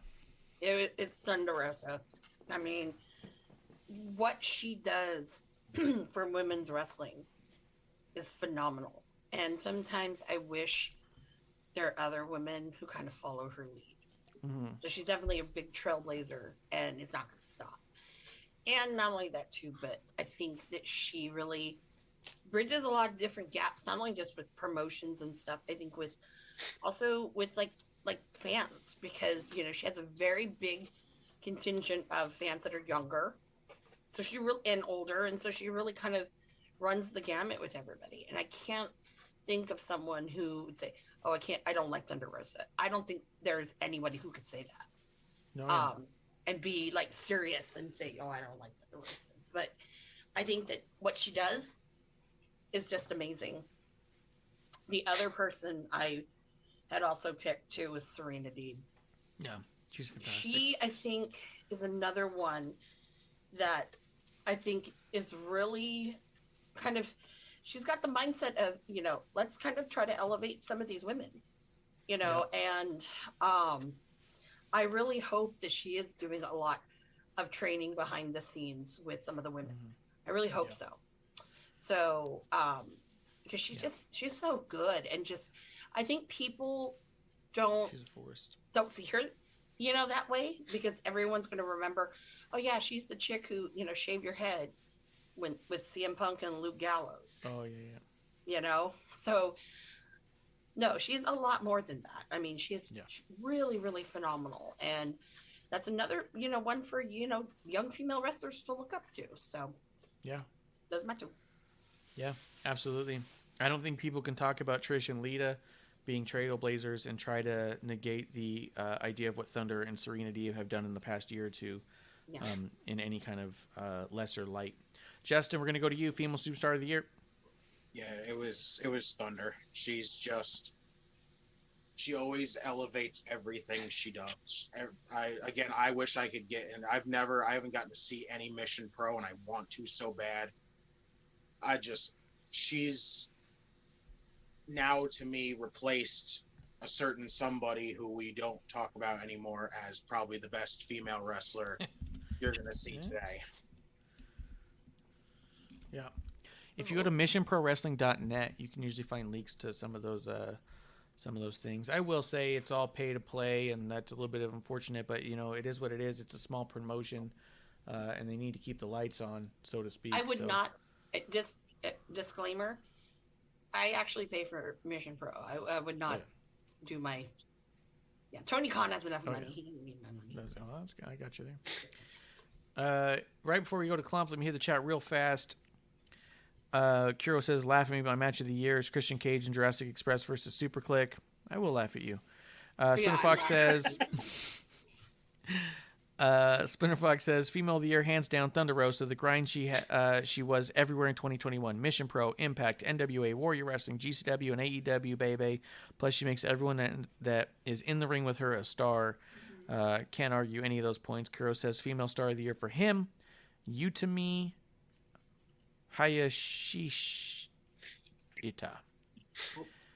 I'm not familiar with Good job on the pronunciation. Fantastic. I took my time on it. Splinter Fox says, honorable mention, Bailey. That would be the only one that would even touch Thunder Rosa. Splinter Fox, you weren't here for night one. I try to keep all my WWE main roster stuff over there. Bailey's gonna probably own 2022. It's gonna be tough to probably beat, but that injury really took her out. Splinter Fox says, Title Match Network is where to buy Mission Pro Wrestling. That is where I buy it. Yep, absolutely. Klump, female superstar of the year. I'm not gonna have a surprise for you. It'll be Serena Deeb for me as well. Nice. And it was very close with Thunder Rosa. I think, to me, what made Serena Deeb edge out for me was that the journey they've had leading up to this point. Mm-hmm. Like, I had to give that context. Like, this person's had a fucking hell of a career. Yeah. They've done everything from literally shaving their head, which I find kind of like crazy that they're willing to do that, to be in the spot on the main roster, to being a coach. Her and Molly Holly are the only two I can think of. Yeah. So to be here now and then performing again and be top tier, no arguments in women's wrestling, period. Hell yeah, Serena Deeb. Yeah, and I think also to just shine a light on it, the idea that we're arguing between Thunder Rosa and Serena Deeb, what a fucking cool world that we're in right now, right? Like, just from the Thunder Rosa perspective, that she is in, 5 or 6 years been wrestling, and we can't tell if she's better or not than someone who's been doing it for like 16 years. Yeah. Like, that's not a consensus. Like, fucking just nothing but praise for both those women. It's incredible what they're doing. Let's move it along. Male superstar of the year. I'll go ahead and start it off because I want to see where this conversation goes. I actually put right before Kiro says Utami Hayashishita is 23 and already a multi-time Stardom and other Japanese promotions champion and fun to watch. That's fair. I think Stardom, I mean, let me ask an objective question to the group. Is Stardom that popular, or is Meltzer just that obsessed with it? It's pretty popular, but I think it is also like it would not have the presence it has on internet wrestling if not for Meltzer. Okay. Like far and away. I'm not trying to shit on it. Safe. Yeah. But I don't find it a thing that I ever see or hear about. Justin, go ahead. I see a lot of people talk about it. So I can't really give any. I always heard it's good. I've always heard it's phenomenal, but I haven't gotten to delve into it, so I can't give any say on it at all. Okay. Amanda, you might know. Kiro says Stardom is insanely popular in Japan. That's kind of it. Is Stardom close? Like, I kind of don't understand where it lies in the idea of promotions. Is it closer to like a Shimmer here in America, or is it like an Impact but with women? You know what I mean? Or is it like an AEW where it's like a number 2? Like, if you had to liken it to a promotion in this level of popularity, because I know the NJPW and DDT. I would liken it a lot to Shimmer. I'd liken it a lot closer to DDT, unfortunately, than AJPW. And a lot of the stuff I see, like, it's not bad, but it does seem very reliant, or at least what I see a lot of is great matches with a heavy focus on the comedy spot aspect, which isn't bad. I'm not knocking that, but that's what I see. That's what I've seen a lot of, and that might be out of nowhere, or maybe a bit uncalled for, maybe. Okay, so here's some good stuff in the chat too. Splinter Fox says, "Sheeta versus Deep 3, can't wait. Have to give it to Sheeta too. That'll be cool. They've been doing good together." Kiro says, "Stardom is insane." Or Splinter Fox says, "I would say Stardom is more hard hitting than States Women's Wrestling, but that is changing now." Kiro says, "Stardom is NJPW but with women," and Splinter Fox says, "Stardom is getting matches on Wrestle Kingdom," so that says something, and that does. So that's notable. Okay, so cool. I'm not trying to knock it. I'm trying to learn. That's all. All right, cool. So moving along, the last two categories, we have Male Superstar of the Year and Superstar of the Year. For me, Male Superstar of the Year, I put Ilya Dragunov. I feel like that what he's done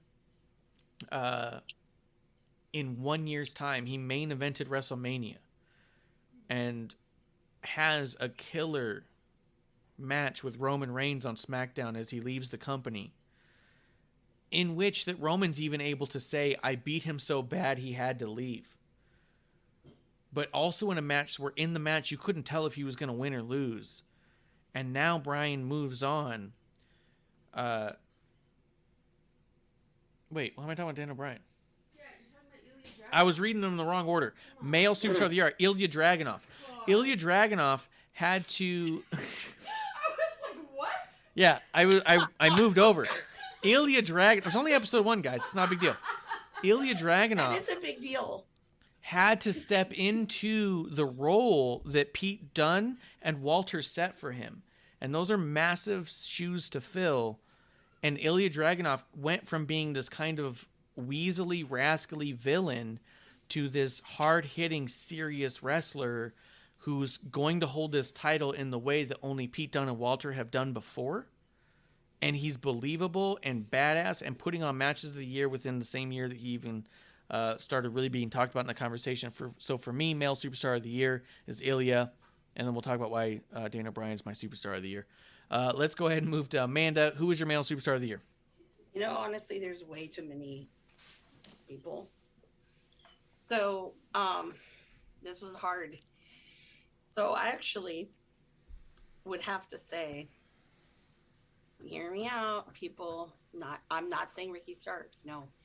I think the Male Superstar of the Year, and I don't know, I'm probably going to get shot for saying this. I can't even believe I'm about to say this. Sammy Guevara. Wow. He's come out there, and I think personally, he's done a big 180 in his career. He's not as botchy as he used to be, because I used to talk shit about that. But I think that he's become very, very lovable. So for me, it's Sammy Guevara.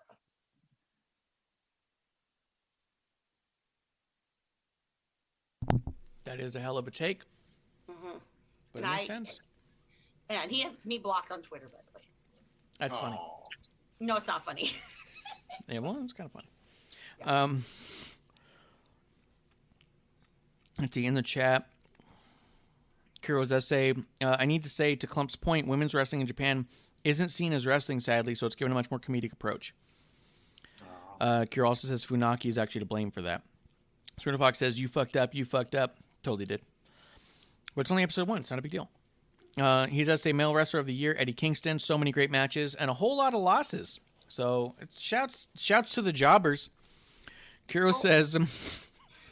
Or Eddie. Man, What? okay, so here's a question. Do you feel with Eddie Kingston that the way he was booked this whole year, it was horrible? I mean, Yeah, I like a feel punk. that. Huh? They punked him out. He got watered down. When he was in... Ring of Honor is where he was with Homicide, wasn't it? Or was that MLW? MLW. In MLW and in NWA, he was the type of dude who might stab you in the ring with a fucking ice pick or a screwdriver. Mm-hmm. By the time he gets to AEW, he's a dude who passes out because of sparklers. He's a dude who has anxiety for prison, but talks about prison like he's never been there. He's a dude who has to write a letter of importance before going into a match to lose it.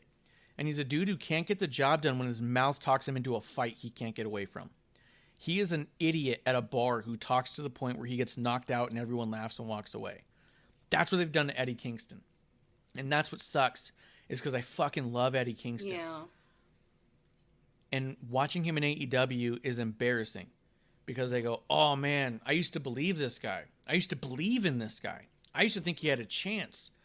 And you've made him an idiot with a big mouth who can't get the job done. So, no, he's just your idiot friend. He reminds me of in Dirty Work when Norm Macdonald's at the bar and his friend gets into a fight and he's just all like, I got backup. And Norm Macdonald goes, I gotta go help my idiot friend. That's Eddie Kingston. He's your idiot friend who keeps getting into fights he can't handle on his own. And it sucks. So, I love the dude, and I can't believe anything he says anymore. Because I go, yeah, I believe you think that, and then you're going to get your ass kicked, and we're all going to sit here and go, how do you feel now, buddy? So, that's what they've done with him. Spin Fox says, Kuro says, male wrestler of the year for him, Vacant. Like every year, Vacant is the best wrestler. I mean, he wins a lot of titles. And Spinner Fox says, no comment on Sammy. I have to wait to see how this whole drama turns out. Kuro says, hear me out. Fuego del Sol is male wrestler of the year alongside Vacant because without a jobber, the mid-card and main card can't build themselves up. I'm not even going to argue that. Fuego del Sol is like the Bret Hart of jobbers. He's like a Barry Horowitz. He makes dudes look like fucking killer. If it weren't for Fuego on Hook's debut, people wouldn't be talking about Hook. Yeah. Here's a question. Can I count the snow that would fall for Sting as male superstar of the year? Yeah, I'll give you that. Okay, the snow, not Sting, the snow. The snow. Oh yeah, no, the snow's the Just thing. snow. Spinner Fox says, yeah, he loses, but his matches are still fire. Kinda. He just gets his ass beat. Spinner Fox says, I'm talking about Eddie. I'm talking about Eddie, man. Yeah. It sucks to go into a match where you go, is this guy going to be a badass? And then you just see him get his fucking ass kicked every time. You go, oh, he just got a big mouth. He never recovered from the sparkler incident. No. No. I don't think he ever will at that They never promotion. talked his way out of that. Let's see. So that was my mail. We got your mail. We got Justin's mail, right? No, What was yours? I got Bryan Danielson. Oh, yeah? Hands down. Go ahead. Yeah, from the final run in WWE to showing up in AEW to all the freaking amazing stuff so far he's done in AEW, it's Bryan hands down for me. Awesome. Klump? For me, for male, I have Finn Balor. Nice. And yeah, it was a bunch of stuff really early on, but I kind of put it in the context of with so many people being released and so many people really struggling, Finn Balor, who a lot of people were kind of just like, you know, at points hoping for him to be released so he could do something else and go somewhere else and be appreciated, went back to NXT, had this career resurgence, made a bunch of people look absolutely amazing. Yeah, that. all day long. That's amazing. Like an absolute killer worker. Yeah. Oh yeah, he made NXT for that year for sure. Mm-hmm. Well, then let's wrap it up. For me, that brings it to Superstar of the Year. For me, I put Daniel Bryanson, because why not? That's what I call him now, Daniel Bryanson. He goes from WrestleMania main event to having a killer Roman Reigns finale that Roman Reigns ties into his own character, and then moves on to AEW, where he's putting on matches that the AEW crowd isn't used to seeing, in a way that they're talking about match of the year, and they're putting Daniel Bryan matches down. And a lot of these Daniel Bryan matches are the exact opposite of AEW classic matches. They are slow, they are methodical, they are long-paced with small spots. If you watch any of those time limit draws, it's over a third into the match before a pinfall attempt he's even tried. You know what I mean? Like, a lot of times in that one with Omega, there was like 15 minutes before they even started doing moves. Like, they were just punching and kicking or standing there for the first like 10 to 15 minutes. This is not what the AEW fan base is used to, what they typically like, what they want. But he's making them excited about it and love it and talk about it as being the greatest match they've seen all year. So for me, nobody's on top of the world like Daniel Bryanson right now. He's getting it all. From main event to WrestleMania to match of the year in AEW, he's doing it all. Klump, who was your superstar of the year? Superstar of the year for me, it's got to be Hangman. And I know we knock him a lot, but I can't think of a more needed feel-good story for the promotion, for wrestling overall. You know, for the internet wrestling community, Hangman is such a big part of that community and so important to so many people. To see him get the belt, that's an amazing time. Yeah, as much as I give Mike a ton of shit for saying how much he loves the Hangman Page story because it's about the magic of friendship, at the end of the day, there's a fan base like Micah out there that needs to know that the magic of friendship can get you gold. I guess. Justin, superstar of the year. Go ahead. You and me agreed again. It's Bryan Danielson. He, again, just going from the entire WrestleMania stuff, even before that, the to cap it off in WWE with an amazing Roman feud, and then heading to AEW, and like you said, it seems like he's having matches that just the AEW crowd is not used to, but they're loving it anyway. I'm loving it. I think it immediately went to Bryan. Awesome. Before we get to Amanda, because we're going to give Amanda the final word, Spinner Fox says, F Bryan, he is a prick, never liked him, never. He says, Bryan, he goes, LOL, you want to talk about Eddie Kingston losing? Bryan is the same. He just can't win the big one every time. Choke artist. The thing about losing, Spinner Fox, is you have to lose. And Daniel Bryan hasn't lost once. He's not a loser if he never loses. Eddie Kingston loses. Eddie Kingston definitively gets pinned every time. Daniel Bryan is not only not losing, but the world champions in Adam Page and Kenny Omega aren't good enough to beat him. The fact that Daniel Bryan isn't winning isn't a loss. It's the fact that those world champions, those guys that are set out in AEW to prove that there's a different generation of wrestling coming, that there's bigger and better wrestling in the world, that WWE is not the end-all be-all, are not good enough to beat someone who's been in the main event of WrestleMania. That's what that tells me. Kenny Omega is not good enough to win against Daniel Bryan, 30 minutes or not. Hangman Page is so bad, he couldn't win in 60 minutes with Daniel Bryan. Now he's so bad, he's in another match with Daniel Bryan. He's never successfully defended the title. He's just not lost in time. So, not at all. Daniel Bryan is so good that your winning champions can't beat him, whether or not there's a time limit or otherwise. Kiro says, superstar of the year for me is Shingo Takagi. Takagi. And Spinner Fox says, wrestler of the year, Cody. That's funny. That's funny. He's just talking shit. Okay. He says, Spinner Fox says, lost to Roman. He can't beat Omega or Hangman. Get the fuck out. He will win by a judge score on the way to win title. He will win by the judge score. He didn't have to beat Omega and Page. He just had to prove that they couldn't beat him. And he did that. Because he toyed with them. Also, watch the match. In both those matches, over half the match, Daniel Bryan's not trying. He's pandering to the crowd. He's walking around. He's not even trying to make contact. He's not trying. He's just proving that they can't win. He's not trying to win. Watch it again. But this time, actually watch the match. Amanda, superstar of the year. Who do you got? Oh, you guys are going to make fun of this one. Yeah, we will. Matt Cardona. Oh, that's a good one. And Yeah, let it's a me good tell one. you why. Matt Cardona. Okay, it's a step above that, the male thing. But to see, because I've always been a fan of Zack Ryder, that kind of lovable loser whole thing. And I loved Z True Island Monster. That's when I watched WWE.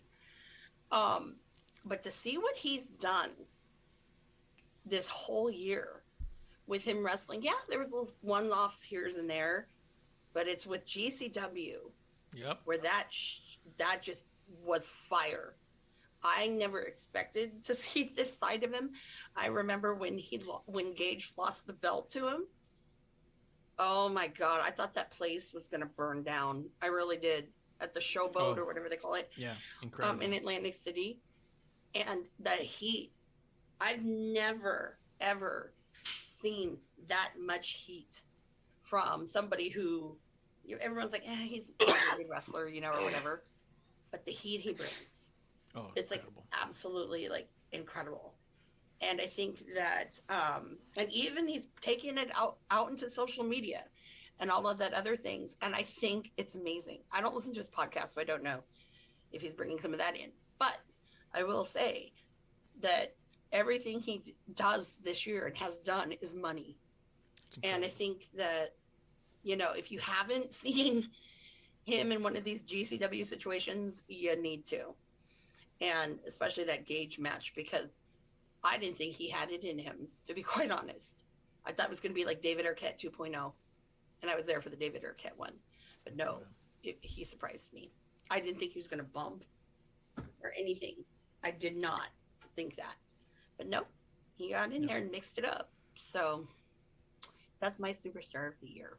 Yeah, the stuff with Alley Catch. With Alley Catch. Oh, yeah, Alley Catch. Oh, yeah. Right now, I love this stuff right now. It's phenomenal. Oh, yeah, his tag with Chelsea and then against Alley Catch and Effie. Oh, my God. Amazing. This is amazing stuff. Yeah, Cardona is really one of the most inspirational people in all of wrestling. He's also like, in all the backstage podcast interview edits I've done for people and stuff, seeing the stuff that's not always aired with Cardona, he's like top 5 favorite people in the industry. He's just always works to maintain a positive attitude, talks outright about how it's difficult to do because he's typically a negative person and he just has to help himself think positively. Is such a cool and inspiring approach, because a lot of people who talk about thinking positive talk about it like it's just the default, and it's not for a lot of people. And he talks about the work of that. Always Ready isn't just physical shape, it's about mental shape. And Cardona, to me, just exemplifies the idea of making the most out of whatever you got, being appreciative and being grateful of everything you have, and never not learning. Like, he's taken everything. The fact that he says that WWE was his developmental is genius. Because also, if it's not your developmental, you fucked up. If WWE, if you get there and then leave there and say, well, I've learned everything I've got to learn, then yeah, you're done. You know what I mean? Like, Cardona's incredible in all of that. He's getting married tomorrow? Him and Chelsea. Well, Yeah. rest in peace. Hey. What? What? Congrats, I guess, but rest in peace. Realistically, like fuck. What? What'd I say? What'd I say? Kiro does say, can I say Damian Priest was my favorite to watch almost all year until the past month? That makes sense. That's cool. Spinner Fox with another terrible take. Spinner Fox should really be hanging out with Bishop now I think about it. Yeah. Spinner Fox says, but Brian is not the champion, so what the fuck? Brian is a true dumbass. Dude, you don't get it. Brian has been a real champion at an actual company where it matters. He doesn't give a shit about that title. That's the point of it. He goes in there and toys with your champions because he knows that that championship is a toy in and of itself. He's undermining that title by not winning when he knows he can't. He's fucking with them, and he's fucking with you, dude. That title is a toy because he's been a real champion where it actually matters. All right? No, fuck this kid. I'm just playing. I don't know why he's not friends with Bishop. Sprinter Fox says, Matt Cardona, yes, we finally agree, Amanda. Another person that is on the grind. Cardona and Thunder are always ready. That's correct, but you didn't spell it with a Z. It's supposed to be with a Z. Sprinter Fox says, we all know he didn't really quit GCW. He is going to win the Battle Royal and be the next contender to Mox's title. Shout out to Mox. Get well, Mox. Do you really think they're really going to go with Mox and Cardona for the GCW title? That would seem like a fucking cop-out. Yeah. Cardona? Yeah. That would be such a cop-out. But I think, though, this is just me thinking, is I think that someone else is going to take that off of Mox, not Cardona. Didn't they strip Mox the title, though? I thought they did, yeah. Yeah. I thought they did because of the rehab thing. Mm-hmm. Or do they just let him have it until he comes back? I don't know. I thought they stripped it off him. I thought they did, too. I thought they did, too. Yeah. Spinner Fox says, nah, F Bishop. Well, he's right on that, if I'm being honest. Wow. That's a good take. That's a good take. Kiro says, Bishop Superstar of the Year from outside WWE promotion would be Scott D'Amore. That's pretty good. Oh, yeah, Scott D'Amore's great. Spinner Fox says, I don't want to get sued by Cardona, so I spelled it right. That's funny. You're not trying to hit up that copyright infringement. Yeah. That's pretty good. Yeah. He'll get you. Yeah, he's going to get you on that Z, pal. He's a Disney guy. He knows about copyrights. Mm-hmm. He gets contracts. Yeah, he understands contracts. I do not, is the thing. Any final thoughts on anybody? Klump, anything you thought we missed that you wanted to make a shout out of? Any honorable mentions or anything? Nah, I'm good on my end. Good. Amanda, any final thoughts? Yeah, I just wanted to say that, I think there's a lot of good stuff happening in NXT and AEW. It's just, my thing is, it just needs to be booked right. And NXT is doing a good job. AEW is not really doing a good job because it's what we saw a couple years ago on a different platform. So here's hoping that in 2022, when we do this again on episode 1, that we have some really awesome names that people have never really heard about or even seen, or adding that into the conversation. Yeah, that's true. Part of the allure of AEW was the idea of a platform that was not available before. A guy like Joey might never make it to WWE, but he can make it to AEW, and that's just as good. So there is a certain level of how much of that platform do you want to give up to people who could make it and have made it in another platform, right? It's just an interesting concept. Justin, any final thoughts on anything? No, I got nothing really. All right. Kuro says, don't tell Scott that a random Kuro in a random chat is dissing their new boss. Mum's the word. And Swin Fox says, now you lost me, Amanda. Always effing up, which is kind of funny. Honorable mention, Zoe Starks was an honorable mention. Didn't show up on this list, but the idea that she went from Mission Pro to NXT this year, ended up a tag team champion with Io Shirai, and is still actively involved in stuff. Absolutely. She had a tremendous year, and we look forward to a bigger year for her later. But she didn't make anybody's list officially, but that's a really good honorable mention of someone who had a great year that people got to keep their eye on. Yeah, that's for me. Yep, that's from the old producer lady.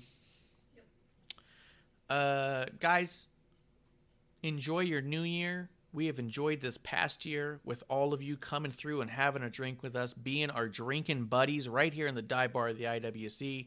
We're going to be back with Klump, with AmandaJayne. Justin, there's rumors amongst the IWC, our side of the IWC, the dawn of our side of the IWC is you yourself, sire. Is there or is there not going to be a podcast hosted by you coming forth in the new year? Spoiler alert, there is going to be. You heard it here first. Nice. We've broken this news like multiple times now. Oh yeah, I mean you can't hear it here first, and you've heard it somewhere else first. But Well, absolutely, you heard it here first. We'll you heard it here first. Kiro does have a final question. I need to ask what everyone's most anticipated is for 2022. I think that goes back to what we had to get me buzzing, right? Anticipated stuff. I think right now, really when we really anticipate the idea of 2022, we're excited to see with what everyone has as a platform in front of them, what they're going to utilize that with. Because now there is a lot of talent that is out there. There is a lot of signed talent. There's a lot of unsigned talent. There's a lot of people who have a lot of projects in the works that aren't talking. We are just excited that 2022 is going to be a better year than 2021 when it comes to wrestling. So if you like 2021, buckle the fuck up. Sprinter Fox says the producer gave all the words that that ugly done dude awards. I will always tune in to prove Marsh wrong. I mean, that's true. Someone's got to. Someone's got 2022. Yeah. You know what I want? Marty? The dude this side. The dude that's sitting behind my shoulder. I want him to come back. It'd be interesting. Yeah. Kiro says, I'm excited to see where WWE takes mixing NXT with main roster stars on occasion. 100%. We talked about that last night. The idea of Grayson Waller, or I didn't talk about it last night. We talked about it on Terrible Wrestling Takes, CWT's podcast. We talked about the idea of Grayson Waller maybe being a blueprint for the potential future of developmental with WWE. That you start in NXT, you get partnered with somebody, much the same as they did in the original iteration of NXT, with a pro and a mentor and a rookie. Maybe so. So I'm excited to see that too. But we're going to be here. But we are going to be here to break it all down with our guests and our faves, Crybaby Klump, MsAmandaJayne, and you will definitely be seeing JustinTime 211 down the line. So give him a follow because he's going to be having a podcast, and hopefully he'll be inviting us on to have a drink with him as well.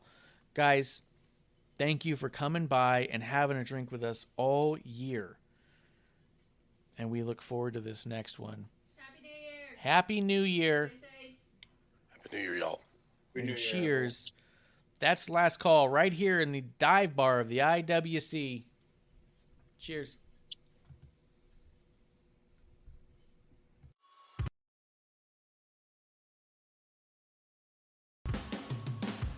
Hey, producer lady here. Thanks for tuning in to Drink by following and putting the I and subscribe on Twitch.